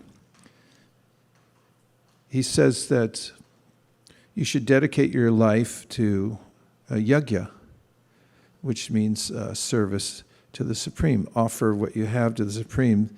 This brings one into clear focus about one's true value in life and one's true identity in life. If we go down to the translation, please. So this chapter was, in this chapter, Krishna names many different ways in which people understand that the ultimate goal of life is not simply the emolument of the body and the mind, but is something above that. But how do you actually achieve it?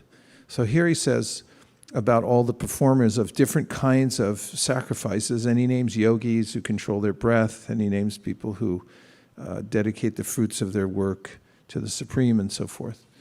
He says all these performers who know the meaning of sacrifice become cleansed of sinful reactions, and having tasted the nectar of the results of sacrifices, they advance toward the supreme eternal atmosphere.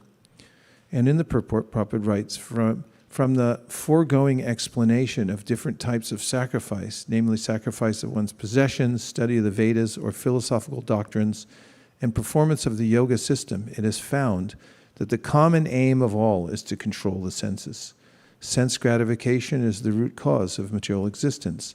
Therefore, unless and until one is situated on a platform apart from sense gratification, there's no chance of being elevated to the eternal platform of full knowledge, full bliss, and full life. This platform is the eternal atmosphere, or Brahman atmosphere. All the above mentioned sacrifices help one to become cleansed of the sinful reactions of material existence. By this advancement in life, not only does one become happy and opulent in this life, but also at the end he enters into the eternal kingdom of God, either merging into the impersonal Brahman or associating with the Supreme Personality of Godhead. Next verse, which is short. Krishna says, Nayam lokos jagnasya kuto nya kurusattama. So kuto means, like, where is it? Where are you going to get any happiness? It's a kutra shisha shruti sukham mrigatrishni rupa, a similar question that Prahlad Maharaj asks when he's praying to Lord Nrsingadev. He says, everyone's talking about happiness, but where is it? Is anybody getting it? He said, it's shruti sukham. You hear about it, but you never actually get it. It's always there's always some catch.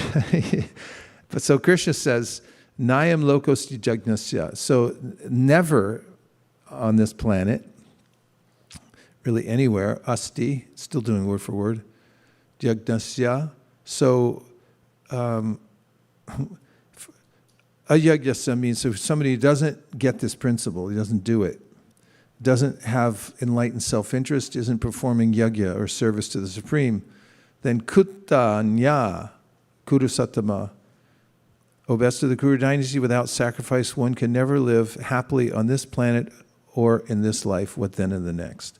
So whatever form of material existence one is in, purport continues, one is invariably ignorant of his real situation. In other words, existence in the material world is due to the multiple reactions of our sinful lives. Ignorance is the cause of sinful life, and sinful life is the cause of one's dragging on in material existence. The human form of life is the only loophole by which one may get out of this entanglement. The Vedas therefore give us a chance for escape by pointing out the paths of religion, economic comfort, regulated sense gratification, and at last, the means to get out of the miserable condition entirely. The path of religion, or the different kinds of sacrifice recommended above, automatically solves our economic problems. By performance of yajna, we can have enough food, enough milk, etc., even if there is a so-called increase in population.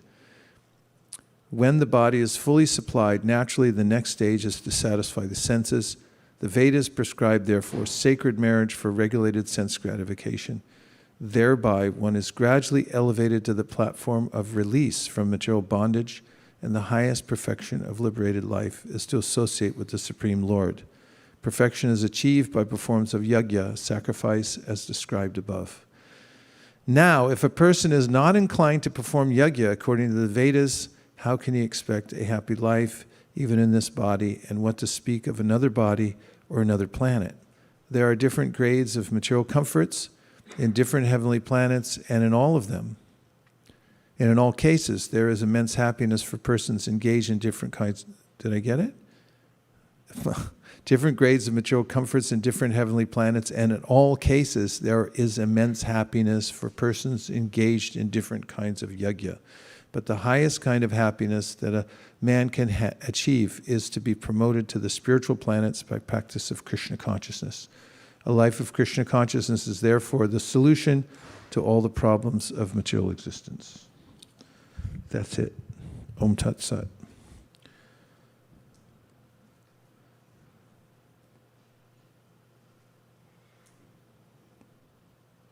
Okay.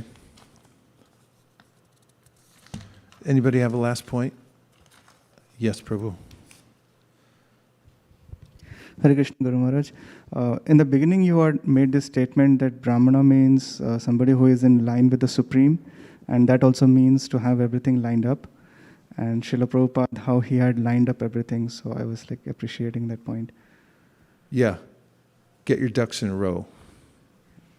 And also, Guru Maharaj, I had one other reflection. You were saying that devotees, when they have a prognosis, and then how you were quoting how, I was just remembering Rajendra Nandan Prabhu, how he prepared himself as soon as he got there. And then he was, that was very inspiring. He had a lot of momentum because he was already, his whole life had been dedicated to Krishna consciousness, although he had other obligations. The last 20 years or 25 years, he had to do some work to maintain his family. He had a son, but he had planned out so that he lived in Mayapur 3 months out of the year. Took a kind of occupation where he had at least 3 months off, maybe more, so that he fully dedicated. And anyone who ever saw him in Mayapur knew, or anywhere else for that matter, meant that he was all business when it came to Krishna consciousness. He was jolly. Obviously, you could hear him laugh across the room. We're going to miss that on our yatras, right? But, when I saw him a few years ago when he first joined the yatra, when he found out that we were going to Mayapur and Puri and stuff like that, he really wanted to come.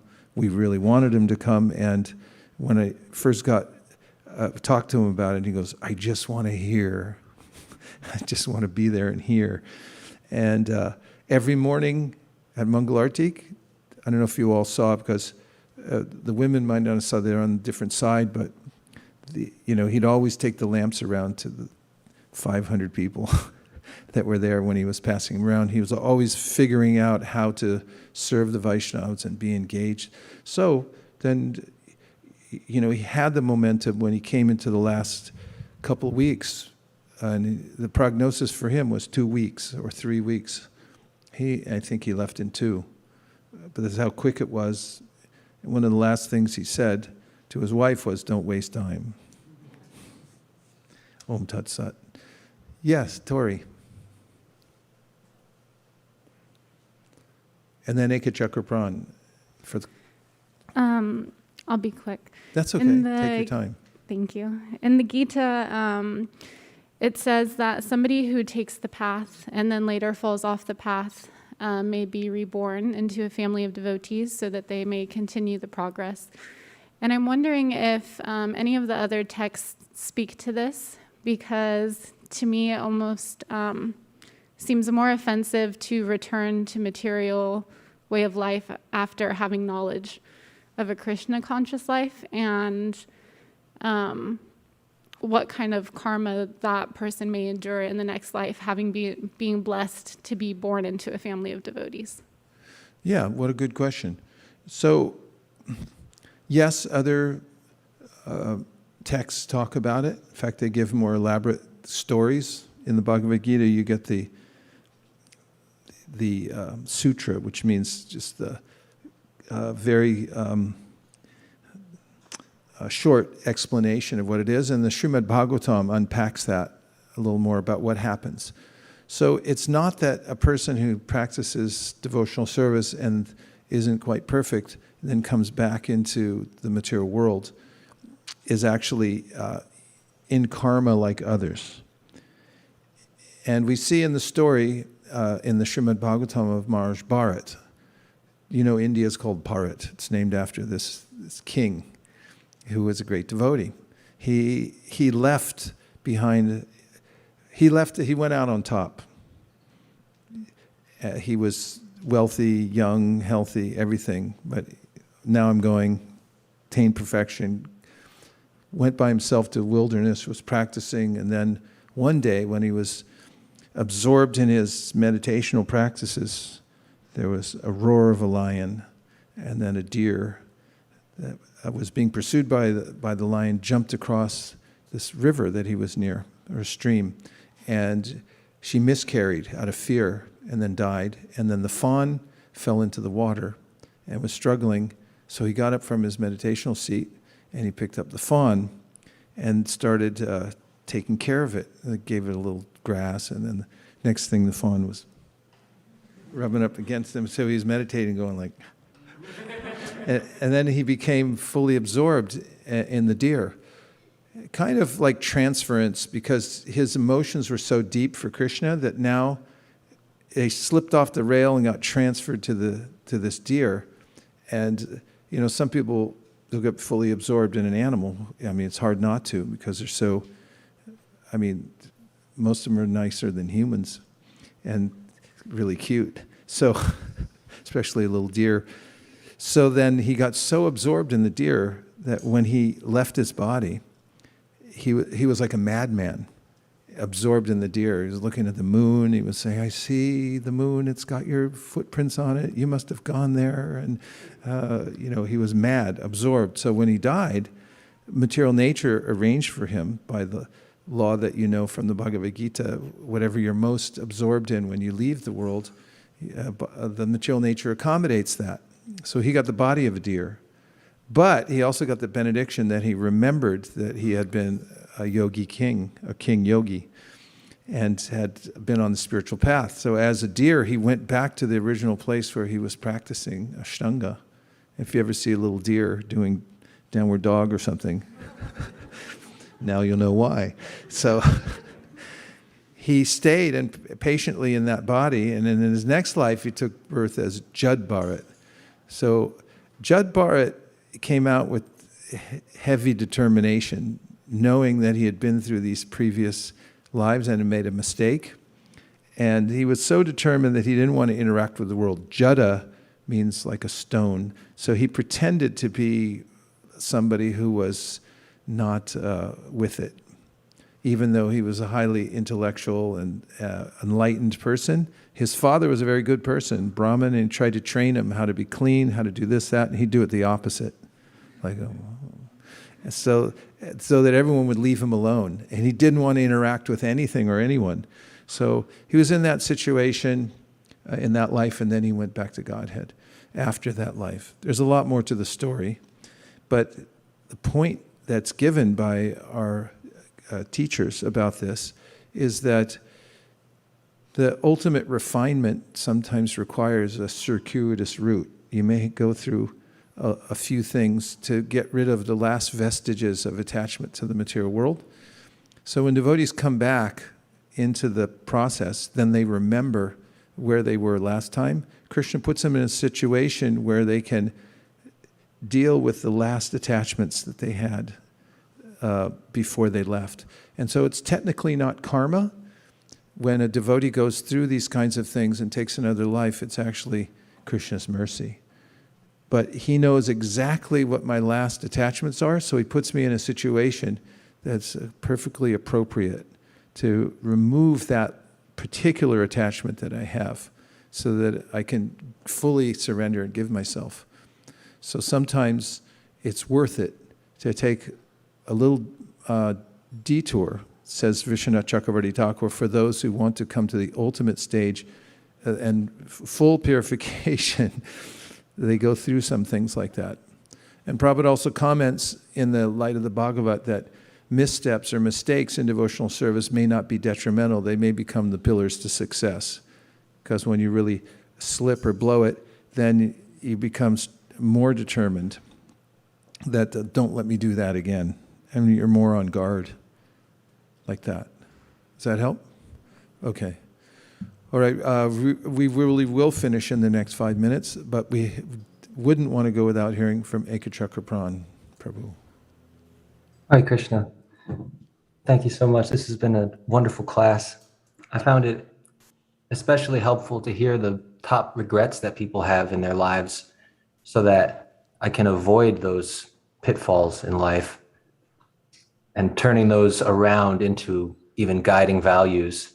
So being sure to be true to myself, being sure not to overwork, having the courage to express my feelings, to make sure to keep in touch with friends, and to let myself be happy.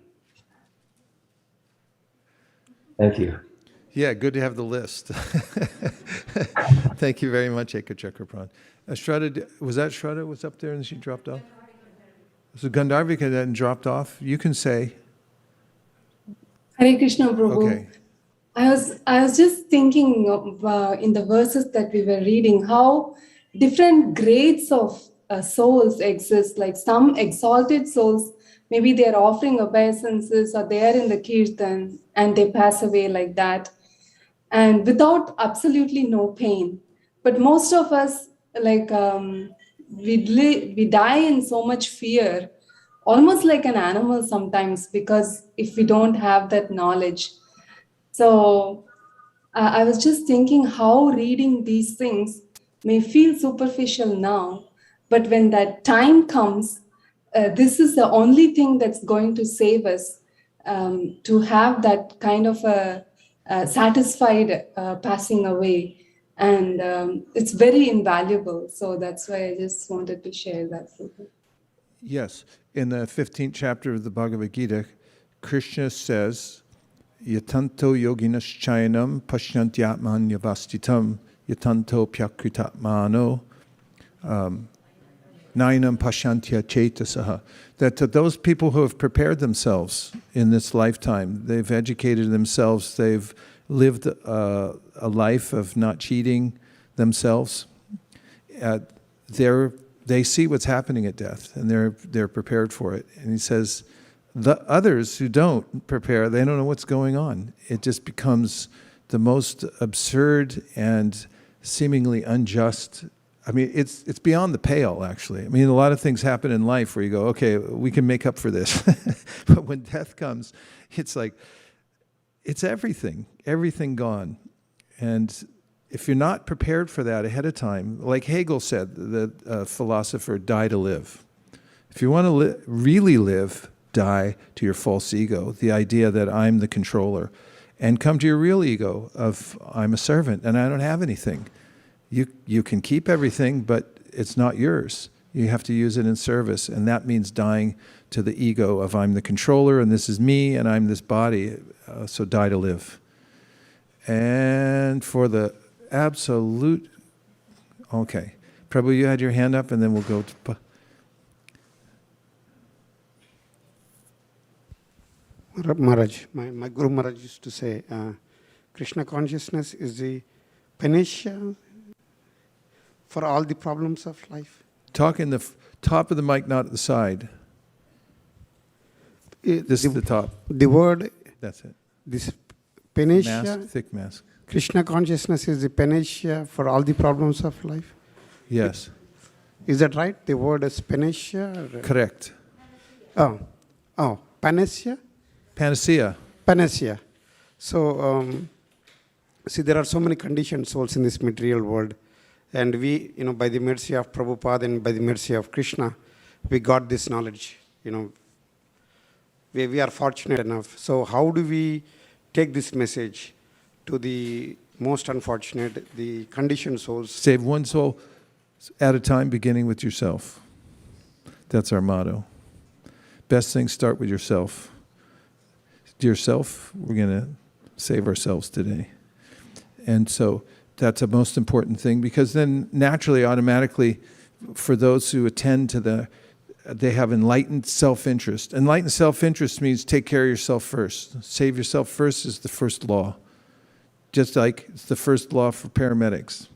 They tell you on the first day, not that I would know, but Satyadeva Prabhu told me, he said, the first day of paramedic school, they tell you a dead paramedic can't save anybody. So your first job is to stay alive. When you go there, don't get shot, don't get poisoned, don't get strangled or electrocuted. You stay alive, then you can help other people. So that's the first law. And now really for the close. Thank you, Maharaj. This is such a wonderful class, and I really like the point of this life is a preparation and begin with the end in mind. And you also brought up Bhishma Dev, where he led his life in Krishna consciousness, even though he was on the opposite side of Krishna. But when he was dying, Krishna actually came there and made him talk. And in the story, when Bhishma Dev starts, he saws all the demigods come and he offers his prayers to the demigods. Even in that condition, that itself says that how he has led his life. And a question was asked in the class that, he was in a bed of arrows. Why was he not in so much pain? How could he talk if he was in so much pain?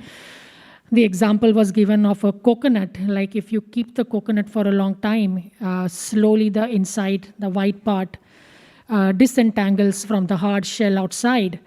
And that's how a pure devotee actually feels, that you are not the body, you are the soul. And that's why he was not feeling the pain. So I was thinking about that point. Hare Krishna. Thank you. So cheat death before death cheats you. That's the game you got to play. Don't get caught unawares. So we went into the subject a little teeny bit, and Pavani Bhakti said she likes it, so I was thinking that not that many people like talking about death. So it's a strange group here. And now we have a couple of announcements about what's going on in part of our community. I mean, it's going on in the whole community, but as one of the aspects of our community for book distribution, which is part of our outreach. Our outreach is the tip of the spear. The reasons for which we exist is to hear and chant together and export it to as many people as we can. Hare Krishna, Prabhu. Hare Krishna. Prabhu, we all started distributing Chaitanya Charitamritas in preparation for Gaur Purnima. I just wanted to share 2 stories that happened last week. One was that Ajita Kumar Prabhu, Ananda Mataji, they all went to a door the week before, and they tried to explain about Chaitanya Charitamrita to a person who was very, very nice. But somehow he was saying, I'm all set. I don't need this. Somehow for many other reasons, and these devotees tried to convince him. And finally he said, okay, I'll give you the donation, but I don't want the books. So they said, okay, fine, give the donation and we will take it like that. And the following week, they were in the same apartments, and they were doing some other houses. And at that time, Achyuta Kumar Prabhu gets a call saying that, I changed my mind. Do you have the Chaitanya Charitamrita? Can you deliver it to my house? And within 2 minutes, they went to that house. And that person says, oh, I did not know you had such a fast delivery system. And he took the Chaitanya Charitamrita. And then Achyuta Kumar Prabhu showed the Bhagavatam. And he said, why didn't you show me this last week? And then he said, I want the Bhagavatam too. So he took the Bhagavatam and Chaitanya Charitamrita together last week. And he was very appreciative of the devotees. And it's just the mercy of the devotees that he got some purification, some Lakshmi he gave in sacrifice, and then he was able to receive the books. So that was one story.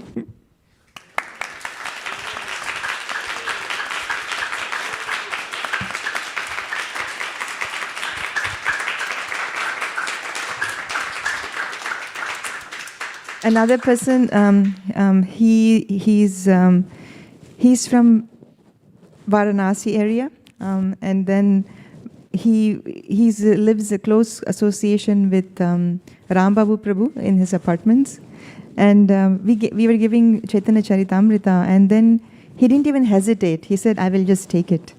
And then when we went to his house, he was mentioning that how he appreciated ISKCON and Srila Prabhupada. He was saying that there are so many organizations which teach you so many things, but most of the organization, they promise you with some material benefit. Like, you come, I will give you this. You come, you do this puja, you will get this benefit. You do this, you get that benefit. But he said that, I found that ISKCON is the only institution who is doing the prachar of Sanatan Dharma without any false promises. He said that they're inviting devotees to come. Of course, prasadam is an exception, but you come, but what you will gain is real self-knowledge and real self-realization. They don't promise you for any material benefits. And that is why I like ISKCON. And he said, that's why I want to take your books and I want to send my daughter to your classes so that I want them to learn what is real self-interest. So as you mentioned today, it was so heartening to see how Srila Prabhupada has changed that person's impression, and he took the Chaitanya Charitamrita too. And we will continue.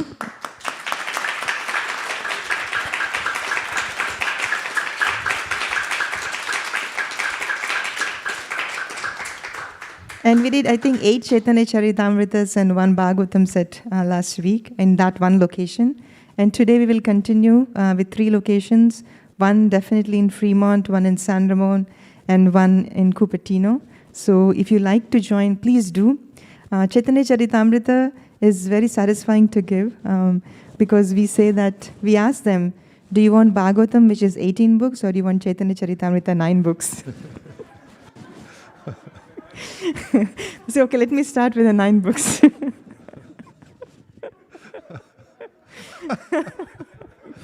So please come, join us. And it's very sweet because we do it until Gaur Purnima.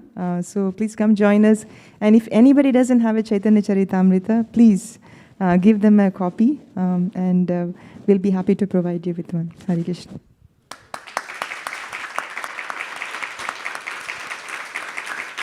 And now we have Bhakti community announcements.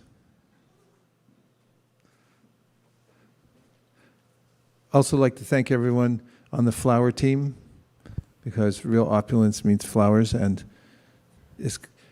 whoever's on the flower team, you're making ISKCON of Silicon Valley famous for your flower designs and garlands, which are works of art, every one of them. That goes for the whole deity department that's been headed by Ramananda Saka Prabhu through the pandemic, as steady gets, taking care of the deities, and have the darshans are stunning and beautiful. And we thank Ramananda Saka Prabhu and all the pujaris who have been steady throughout. Hare Krishna.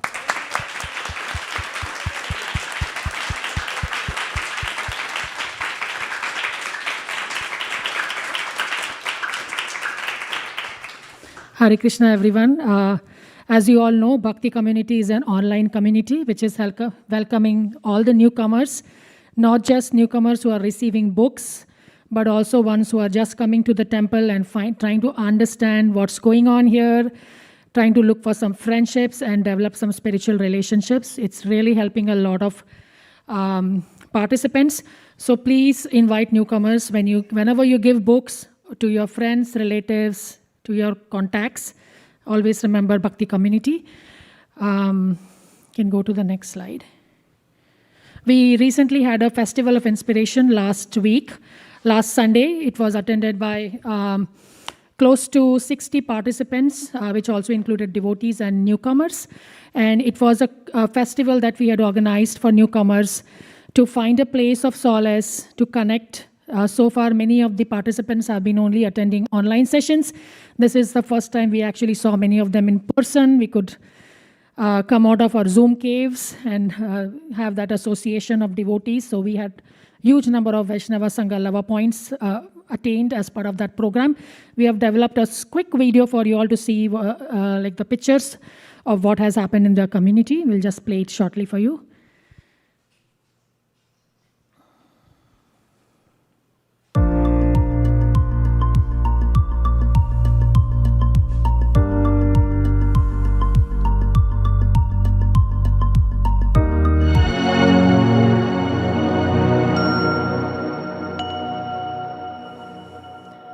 That was a super quick one. We have thousands of pictures, but we, yeah.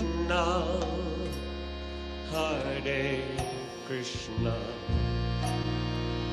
Krishna Krishna, Hare Hare, Hare Rama, Hare Rama, Rama Rama, Hare Hare.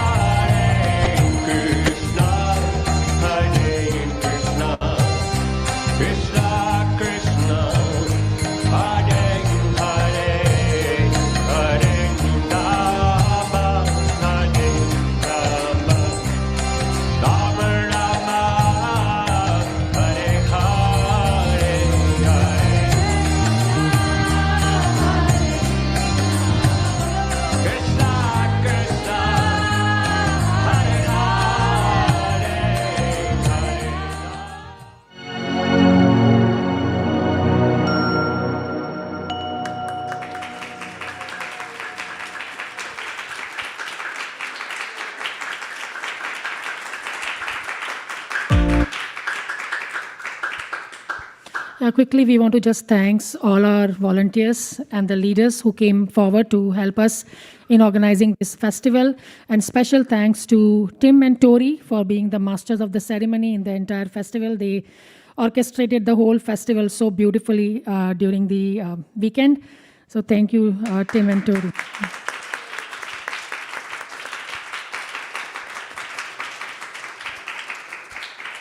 Thank you.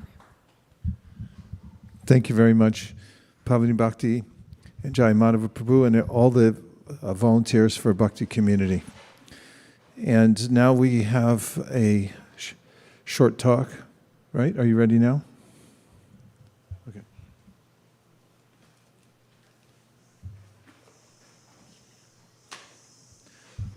Abhijit has prepared a talk for us today. Okay. Careful.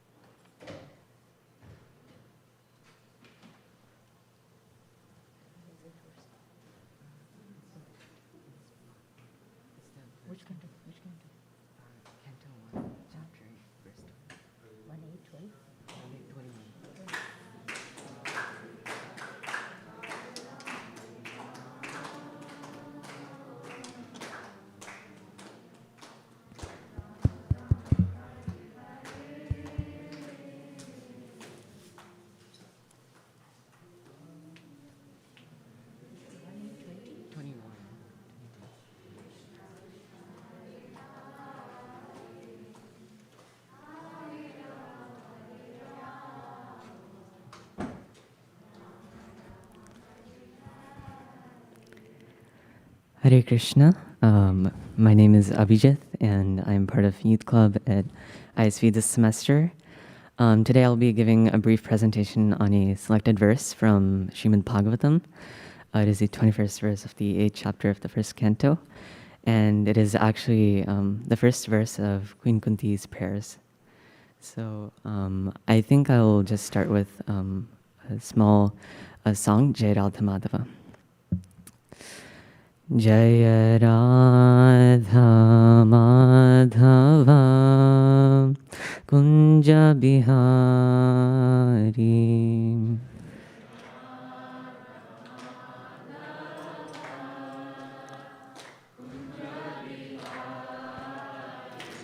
Jaya Radha Madhava Kunja Vihari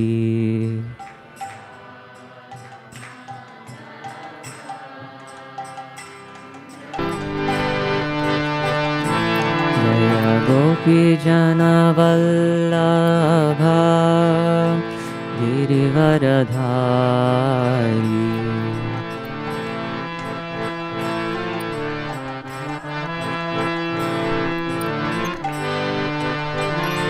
Jaya Gopi Jana Vallabha Girivaradhari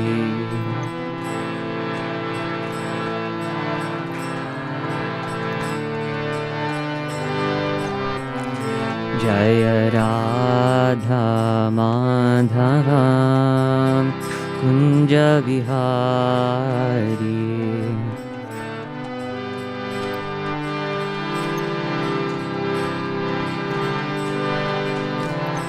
Jaya Gopi Jana Vallabha Girivaradhari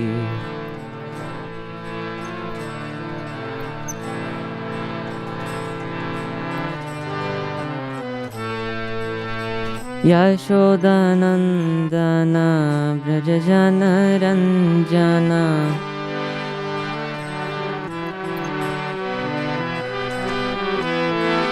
Yamuna Tira Vanachari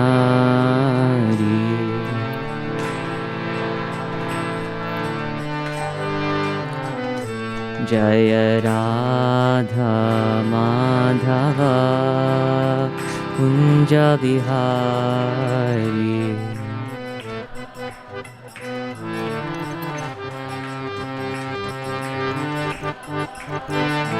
Jaya Radha Madhava Kunja Bihari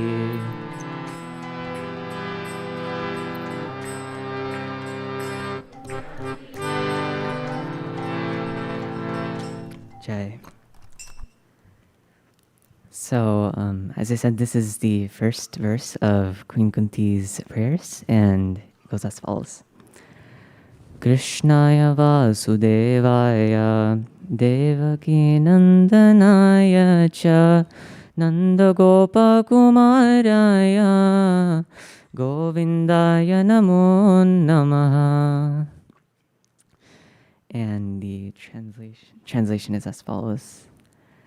Let me therefore offer my respectful obeisances unto the Lord, who has become the son of Vasudeva, the pleasure of Devaki, the boy of Nanda, and the other cowherdmen of Vrindavana, and the enlivener of the cows and the senses.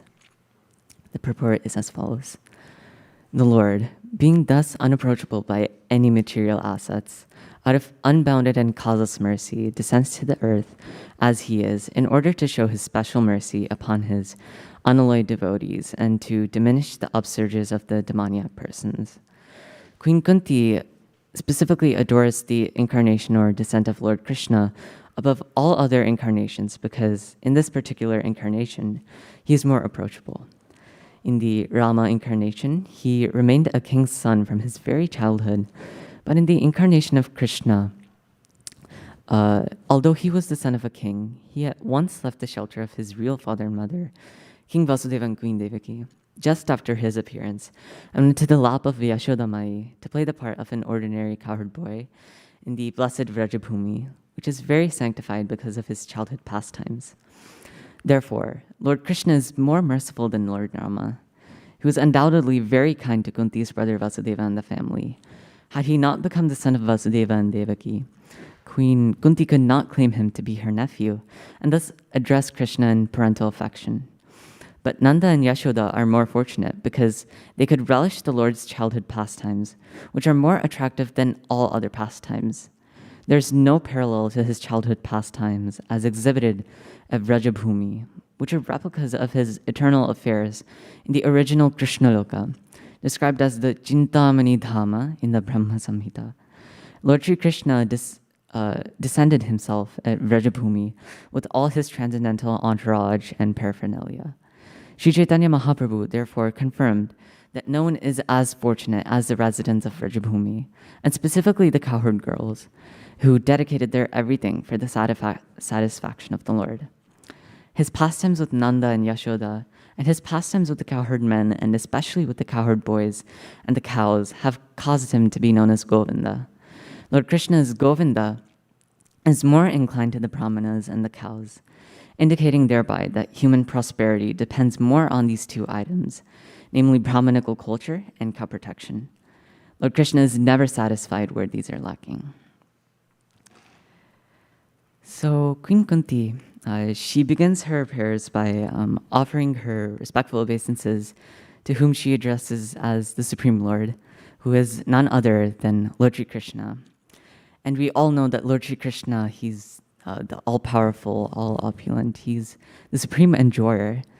And there are so many, like the scriptures tell us like it's so many times that Krishna is the supreme. And Srila Prabhupada actually explains in the preface to the Krishna book that there are 6 ways in which one can be opulent in this world: wealth, beauty, fame, wisdom, and renunciation.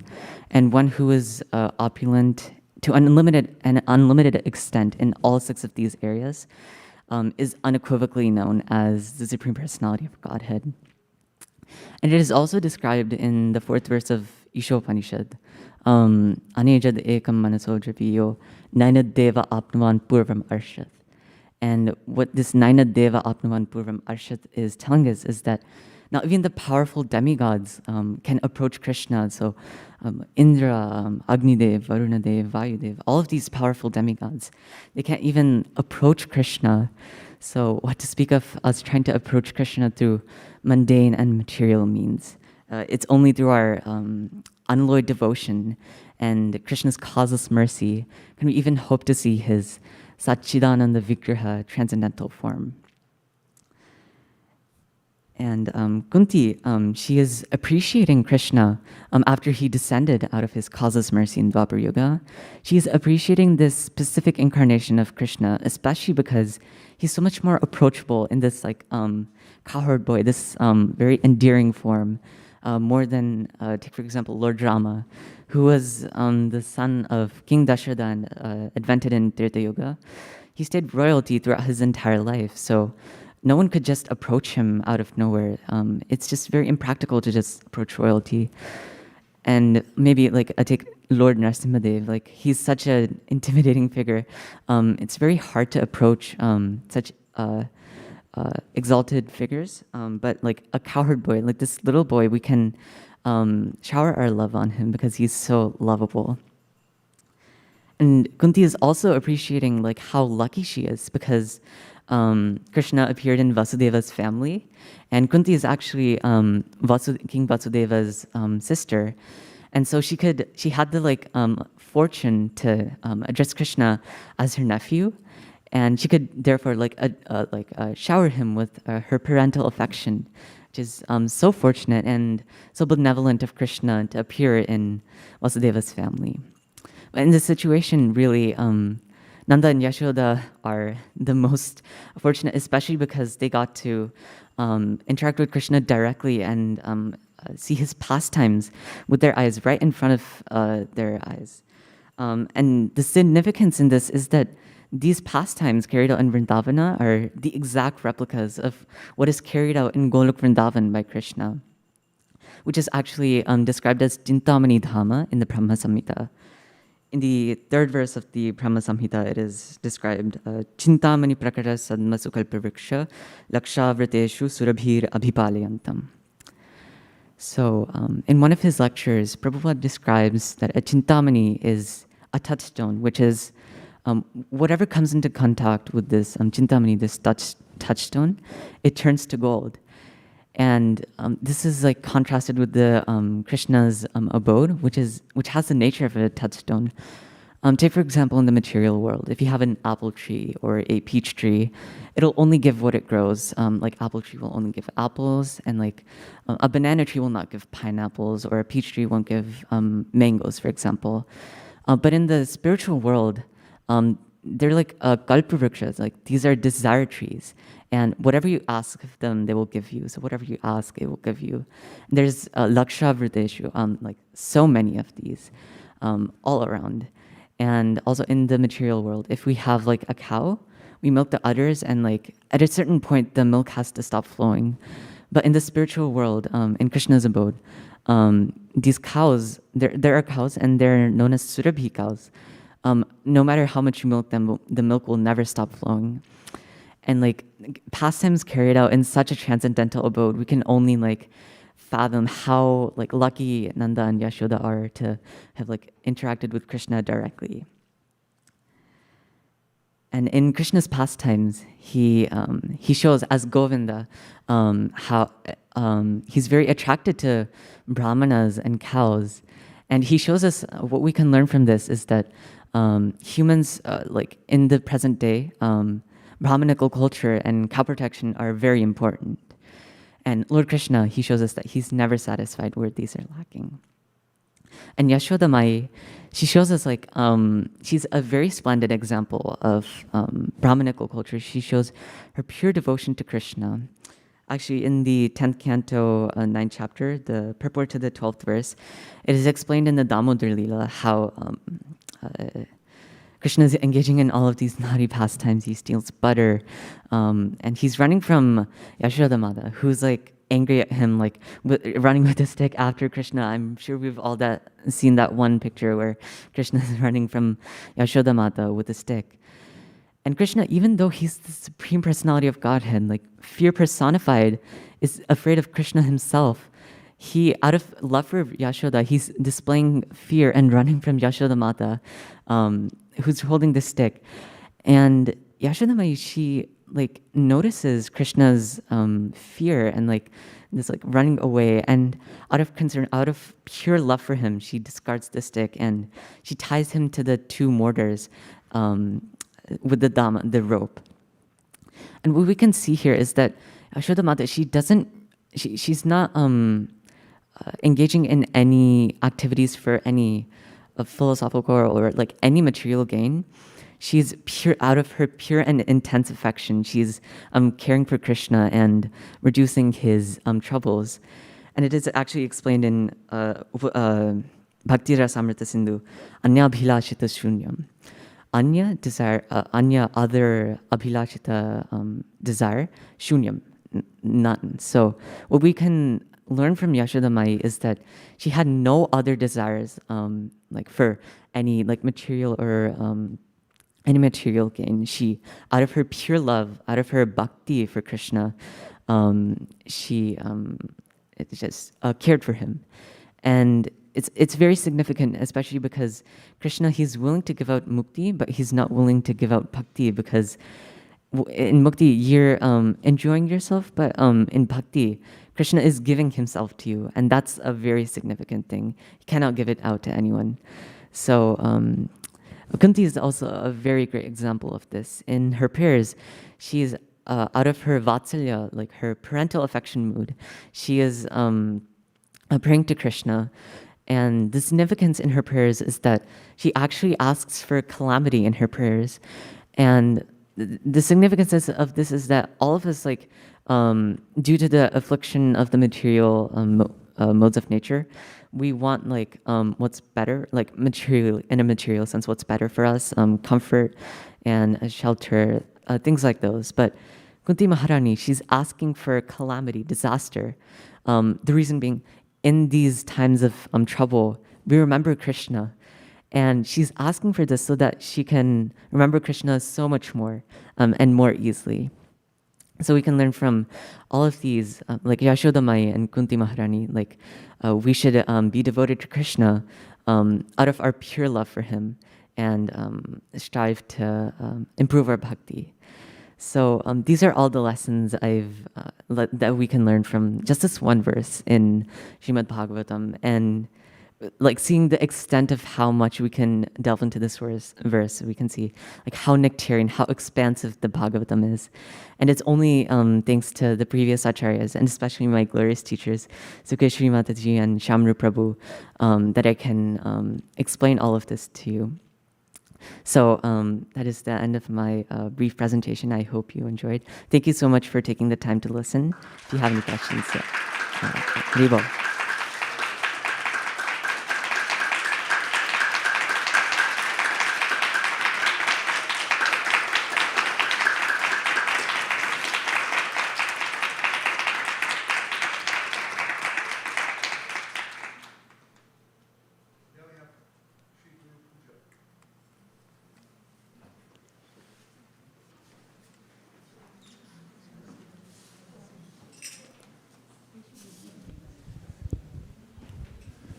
Thank you very much, Bhakta Abhijit, for your presentation, which was shastric and dense with bhakti. Thank you. Thank you so well much. prepared and well presented, and will never be the same. Please keep doing it. Thank you so much. Hare Krishna. Gaur Premanande Haribol.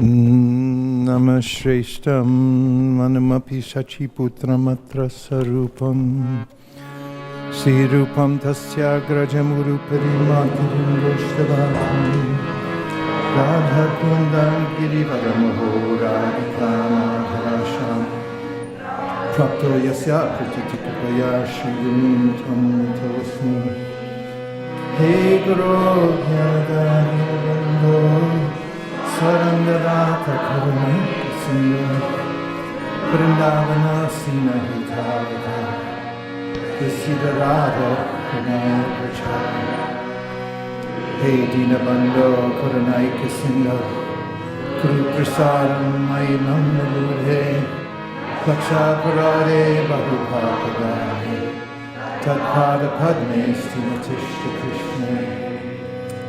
I bow down to the beautiful lotus feet of my spiritual master.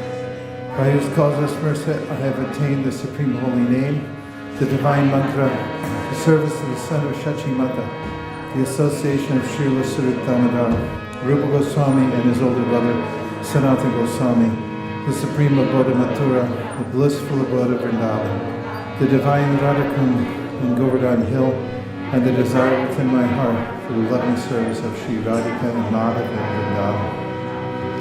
O spiritual master, O giver of divine wisdom, O friend of the fallen, you are the giver of your own bliss, and you are the only ocean of mercy. Although dwelling in Vrindavan, you have descended for the welfare of fallen souls like myself, and you are preaching the divine love of Radha for Krishna. Please be kind upon me. O friend of the lowly, O Gurudev, you are the only ocean of mercy. I'm a dull fool and have committed hundreds of thousands of offenses. I have fallen into a dense myriad of sins. Therefore grace me with your mercy so that my mind may be fixed on your lotus feet and on Shri Krishna. The lotus feet of our spiritual master are the only way by which we can attain pure devotional service. I bow to his lotus feet with great awe and reverence. By his grace, one can cross the ocean of material suffering and obtain the mercy of Krishna. Our only wish is to have our consciousness purified by the words emanating from this lotus mouth. Attachment to his lotus feet is the perfection that fulfills all desires. He opens our darkened eyes and fills our hearts with transcendental knowledge. He is our Lord, birth after birth. From him ecstatic prema emanates. By him ignorance is destroyed. The Vedic scriptures sing of his character. Our spiritual master is the ocean of mercy, the friend of the poor, and the Lord master of the devotees. O Master, be merciful unto us. Give us the shade of your lotus feet. Your fame is spread all over the three worlds. Sri Guru Charana Padma Kevala Bhakti Sarma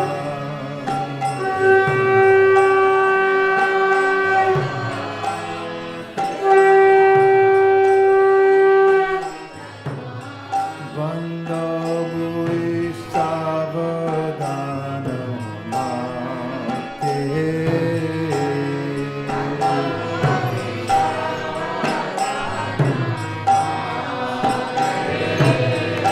Jahara Prasade Bhai Bhavatu Riyaja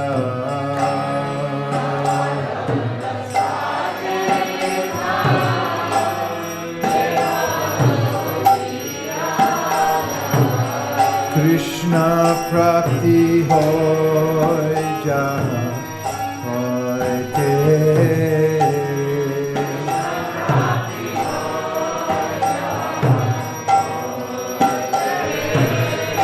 Guru Mukha Padma Vakya Chitete Ko Iya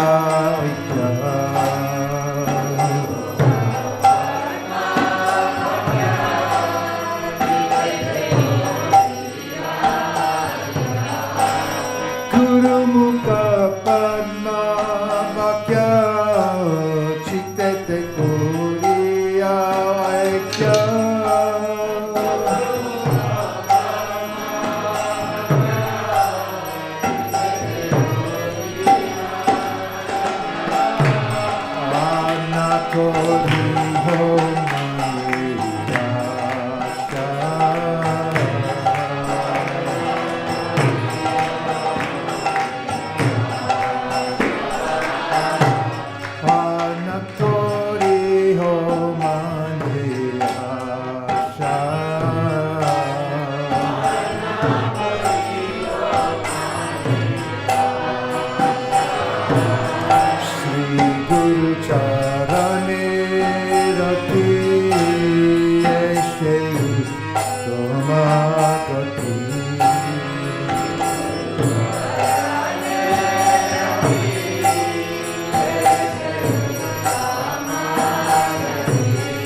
Je prashare pure sarva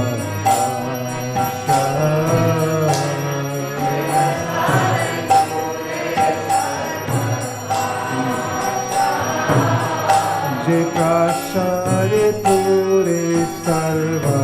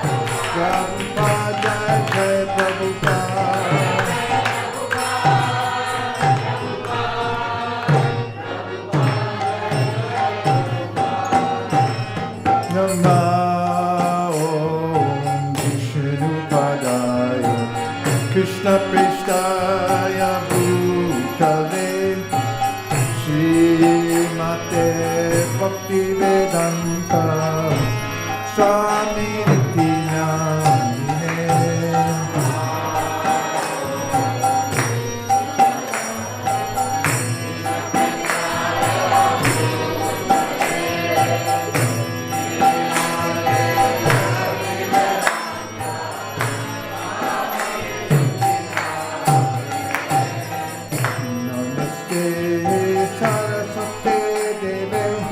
Gauravani Pracharine Nirvishesha Shunnavadi Paschatya Rishakarine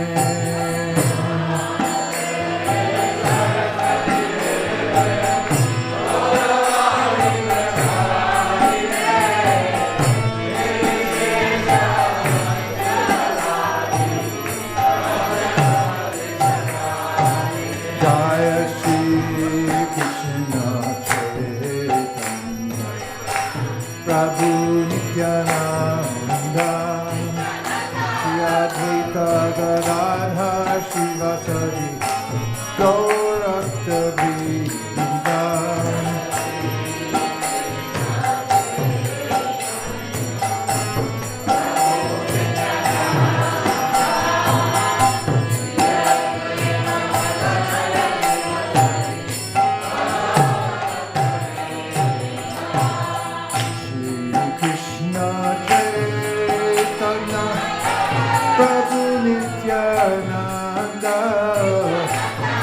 Advaita Gadadha Shivasari Gaur Bhaktavinda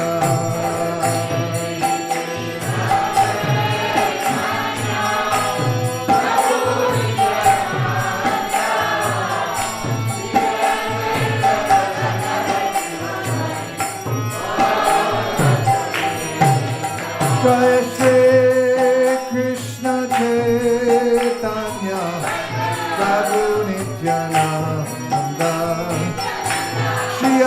Nitya Radha Shivasadi Gaur Bhakta Vrinda.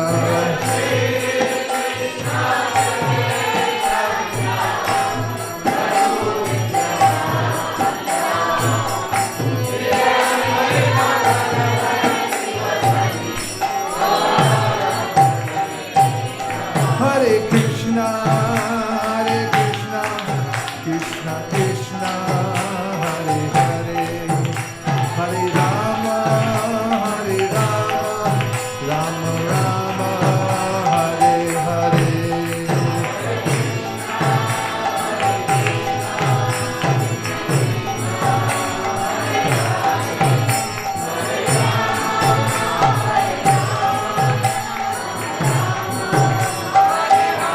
Hare Krishna,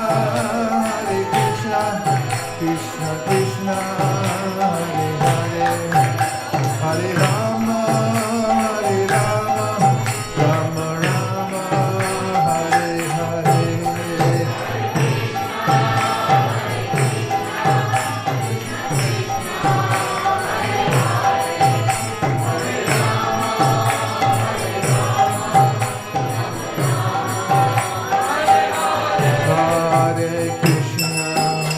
Hare Krishna, Krishna Krishna, Hare Hare, Hare Rama, Rama Rama, Hare Hare.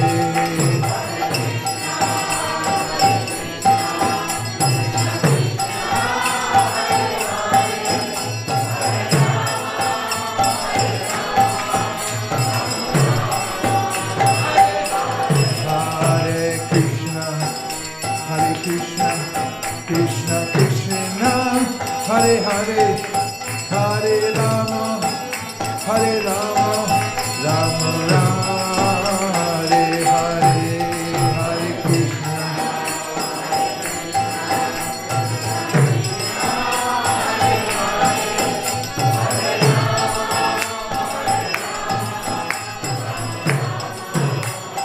Hare Krishna, Krishna Krishna, Hare Hare, Hare Rama, Rama Rama, Hare Hare.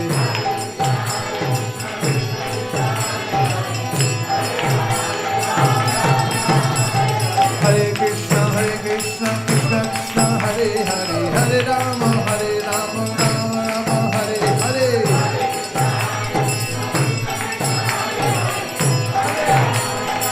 Nitai Gaur Hari Bol, Hari Bol, Hari Bol, Nitai Gaur Hari Bol.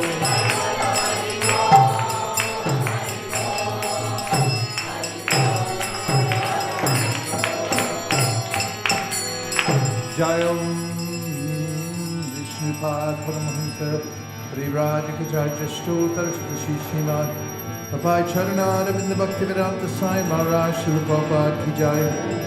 Jayam Vishnupad Paramahamsa Parivrajakajarya Stotar Shishimad Srila Bhakti Siddhanta Saraswati Gosai Maharaj Ki Jai. Ananta Koti Vaishnavi Ki Jai. Namacharya Srila Haridas Thakur Ki Jai. Prem se kaho Shri Krishna Chaitanya Prabhu Nityananda Shri Advaita Gadadhara Shivasari Gaur Bhaktivinoda Ki Jai. Shri Shri Radha Krishna Gopopina Shyam Kund Radha Giri Govardhan Ki Jai. Shri Vrindavan Ki Jai. Shri Mayapur Navadipam Ki Jai. Shri Jagannath Puri Dham Ki Jai. Tulsi Devi, Bhakti Devi Ki Jai, Jamuna Devi, Ganga Devi Ki Jai, Samveda Bhakti Vrinda Ki Jai. All glories to some of the devotees. All glories to some of the devotees. All glories to some of the devotees. Srila Prabhupada Ki Jai.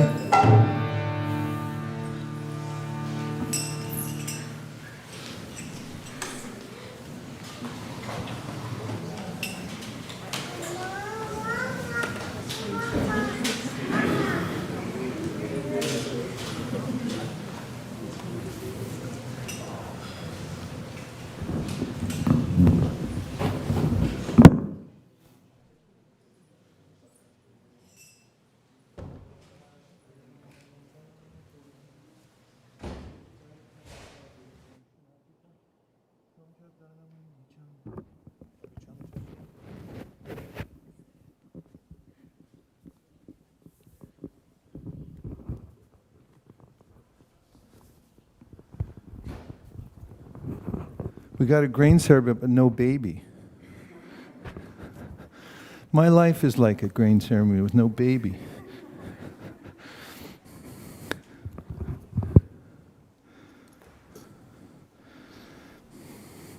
Could we have a little kirtan, please? With some really beautiful tune.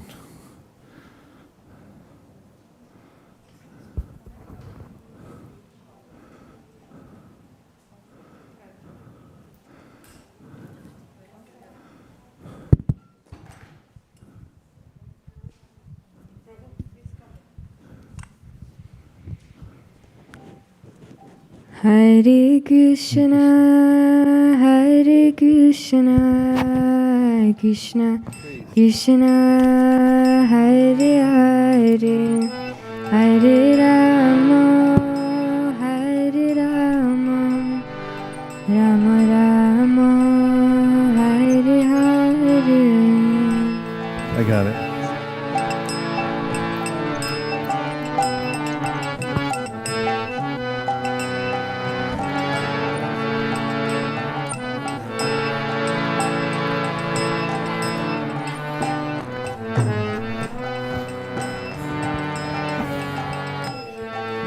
Hare Krishna, Hare Krishna, Krishna Krishna, Hare Hare, Hare Rama, Hare Rama, Rama Rama, Hare Hare.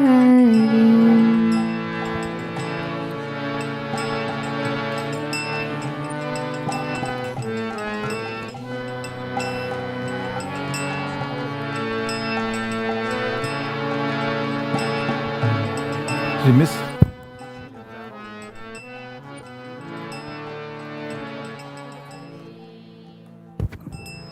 Hare Krishna. This is a very auspicious ceremony because it's to please Lord Krishna. It begins with the chanting of the holy names. And Avyukt is looking very vibrant, healthy, and is in a really good position because to have the situation as a baby, about 6 months old, now 6 months, 5 months old, and already be engaged in devotional service through today Annamoy, which is the first stage. Any living entity comes in contact with Krishna through eating. But this ceremony is showing what Krishna says in the Bhagavad Gita, Yat karoshi rashashi as johosi dadasi yat. Whatever you do, whatever you eat, do as an offering unto me. And Avyuk, thank you for your attention, kind attention. This is what you're doing since you're 5 months old and earlier.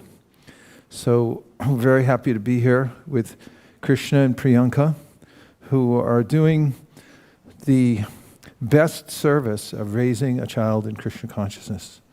Once when some devotee was doing deity worship, she had a son, and then she was asking Prabhupada about how will I find time now to do my service. Prabhupada said, now your child is your deity. So this dedication to children and in all forms, body, mind, and especially soul, to bring them up in Krishna consciousness, it's a great service to society. So we congratulate you all three for being here today.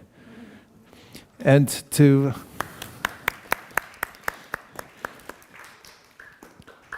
continue the ceremony, we'll chant the all-auspicious chapter 15 of the Bhagavad Gita for you, Avyukt, to remember Krishna, the Supreme Person who is in your stomach as the digestive force. Hare Krishna. We'll chant this all together. Avyukt, if you'd like to join in, please do. Otherwise, just listen. Okay, here we go. Purushottam Yoga, Ata Panchadasho Adhyayaha. Shri Bhagavanu Vacha Urdhva Mulamadah Shakam Ashvatam Prahur Avyayam Shandansi Yasya Purnani Yastam Veda Savedavit Adashchordvam Prashritas Tasya Shaka guna pravritta vishaya pravala adascha mulan anusantatani karmanubandhini manushya loke narupamasye hatatopalavyate nanto nachadi nacha sampratishta ashvatamenam suvaruda mulam asanga shastrena dridhena chitva tatak padam tat parimargitavyam yasmin gatana nivartanti bhuya tameva chadyam purusham prapadye yatak pravriti prashita purani nirmana moha jita sanga dosha adhyatma nitya vinivritta kama dvandvarva mukta sukha dukha samjaya gachantya buddha paramavyayam ta natad basayate suryo na shashanko na pavakaha yadgatva na nirvatante tadhama paramam mama Mamaivamsho jiva loke jiva bhuta sanatanaha manakshastan indriyani prakristani kurshati shariram yadavapnoti yachapyukramatishvara grihitvaitani samyati vayurgandhani vashayad shotram chakshu sparshanam cha prasanam granamevacha atishtaya manaschayan vishayan upasevate ukramantanstatam vapi unjanam vagunanvitam vimudhanana pashyanti jnana chakshushaha yatanto yoginaschainam paschantyatmanyavastitam yatanto pyakritatmano nainam paschanti chetasaha yadaditya gatam tejo jagadbhasayate kilam yat shantamasti yachchagnau tat tejo vidimamakam gam avishya cha bhutani darayam yaham ojasa Ushnami chausadi sarva somo bhutva rasatmaka aham vaishvanaro bhutva praninam deham ashrita pranapana samayukta pachamyanam chaturvidam sarvasya chaham hridi sannivishto mataksmitir jnanam apohanam cha Vedaisha sarver ahameva vedyo Vedanta krit veda vedeva chaham Dvavimau purushau loke Shada shakshada eva cha Shada sarvani bhutani Kutasto shada uchate Uttama purusha tvanya Paramatme tyudharita Yo loka trayam avishya vibhartavya ya ishvara yasmat sharam atitoham aksharat apichotama atosmi loke vedecha pratita purushotama yo mam evam asamudho janati purushotamam sasarva vid bhajati mam Sarva bhavena bharata iti guyatamam shastram idam uktam mayanaga etad buddha buddhiman syat krita krishasya bharata om tat sat iti Srimad Bhagavad Gita Upanishatsu Brahma Vidyayam Yoga Shastre Shri Krishnarjuna Sambade Purushottam Yoga Nama Panchadashodhyayaha Hari Om.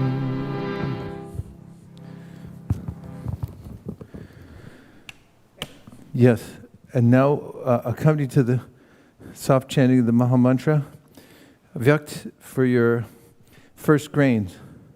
Avyukt, avyakt. There's no vowel. Avyakt, avyukt, avyukt. Okay. Avyukt. Please, you could chant Hare Krishna.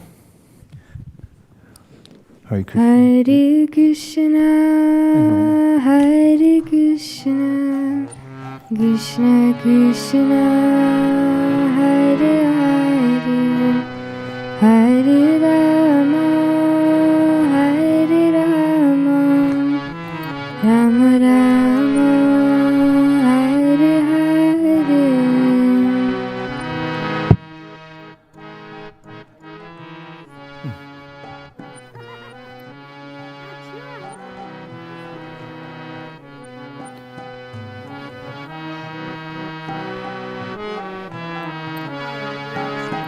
Oh, Krishna.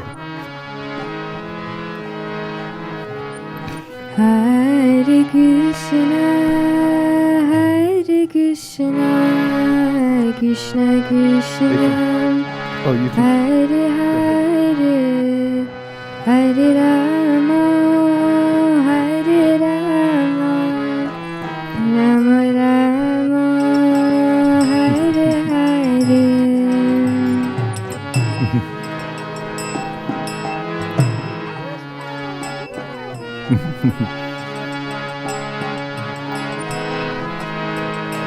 Hare Rama, Hare Rama, Rama Rama, Hare Hare. Hare Krishna, Hare Krishna, Krishna Krishna, Hare Hare, Hare Rama, Hare Rama, Rama Hare Hare. Hare Krishna, Hare Krishna, Krishna Krishna, Hare Hare, Hare Rama, Hare Rama, Rama Rama, Hare Hare. Hare Krishna, Hare Krishna, Krishna Krishna, Hare Hare, Hare Rama, Hare Rama, Rama Hare Hare. Hare Krishna, Hare Krishna, Krishna Krishna, Hare Hare, Hare Rama, Hare Rama, Rama Rama, Hare Hare. Hare Krishna, Hare Krishna, Krishna Krishna, Hare Hare, Hare Rama, Hare Rama, Rama Rama, Hare Hare. Krishna,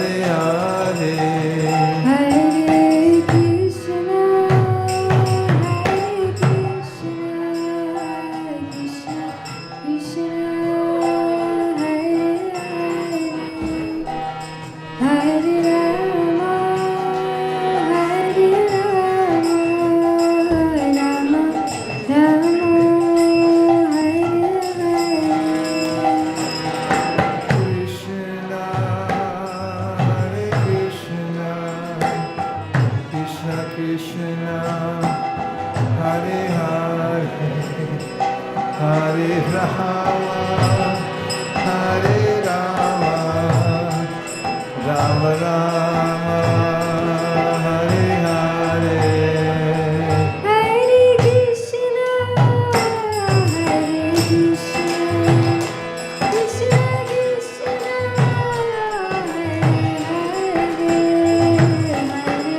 Hare Hare,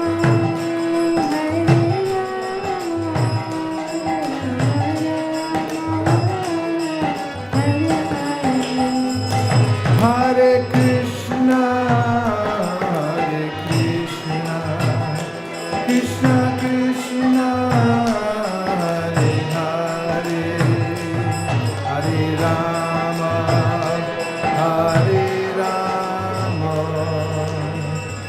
Rama Rama,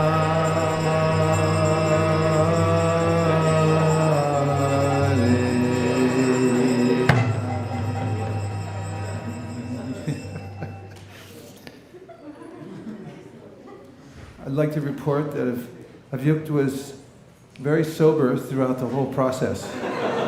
He's very sadhu-like, very serene, and extremely cooperative, even though he was not quite sure about the sweet rice. I'm not sure if somebody put salt in it or not, from his expression.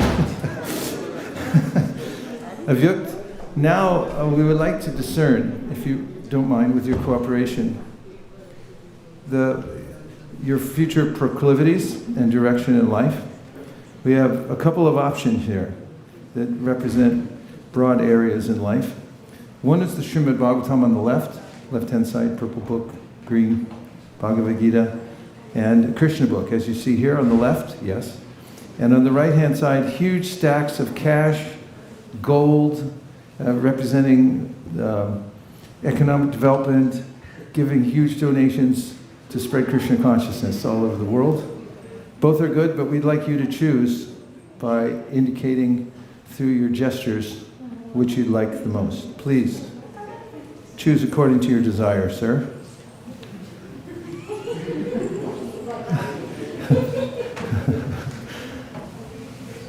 Hare Krishna.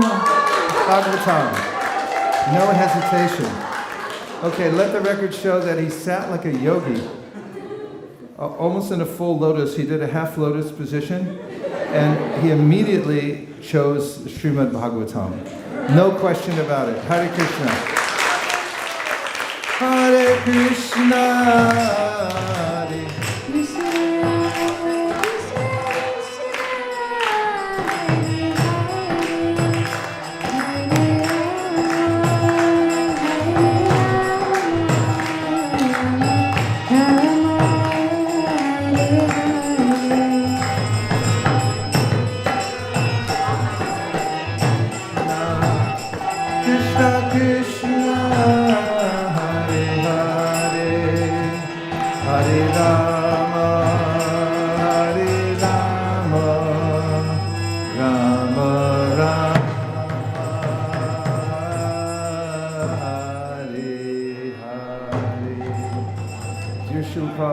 Shri Chaitanya Mahaprabhu, Shri Shri Pancha Tattva, Shri Shri Radha Madan Mohan, Shri Shri Lakshmi Nrsingadev.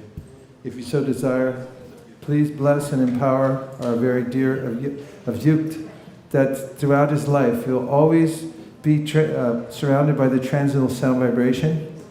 He'll become devoted to serving the Vaishnavas, the Srimad Bhagavatam, and Lord Krishna, Shri Shri Radha Madan Mohan. Always be a leader, and he'll teach Krishna consciousness throughout the world, be a pleasure to his parents, have unlimited friends all over the world, and always be healthy and wealthy and extremely wise. Thank you for considering our request. Everyone who agrees with this prayer in part or in whole, please say Hare Krishna. Hare Krishna.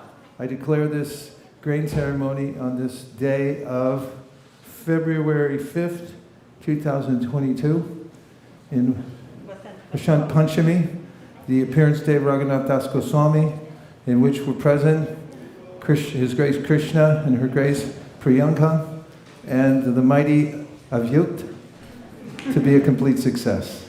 Gaur Premanande Hariva! Vanchakalpurusha Kripasnabe Vachapatitanam Pavanibhyo Vaishnavibhyo Namo Namaha.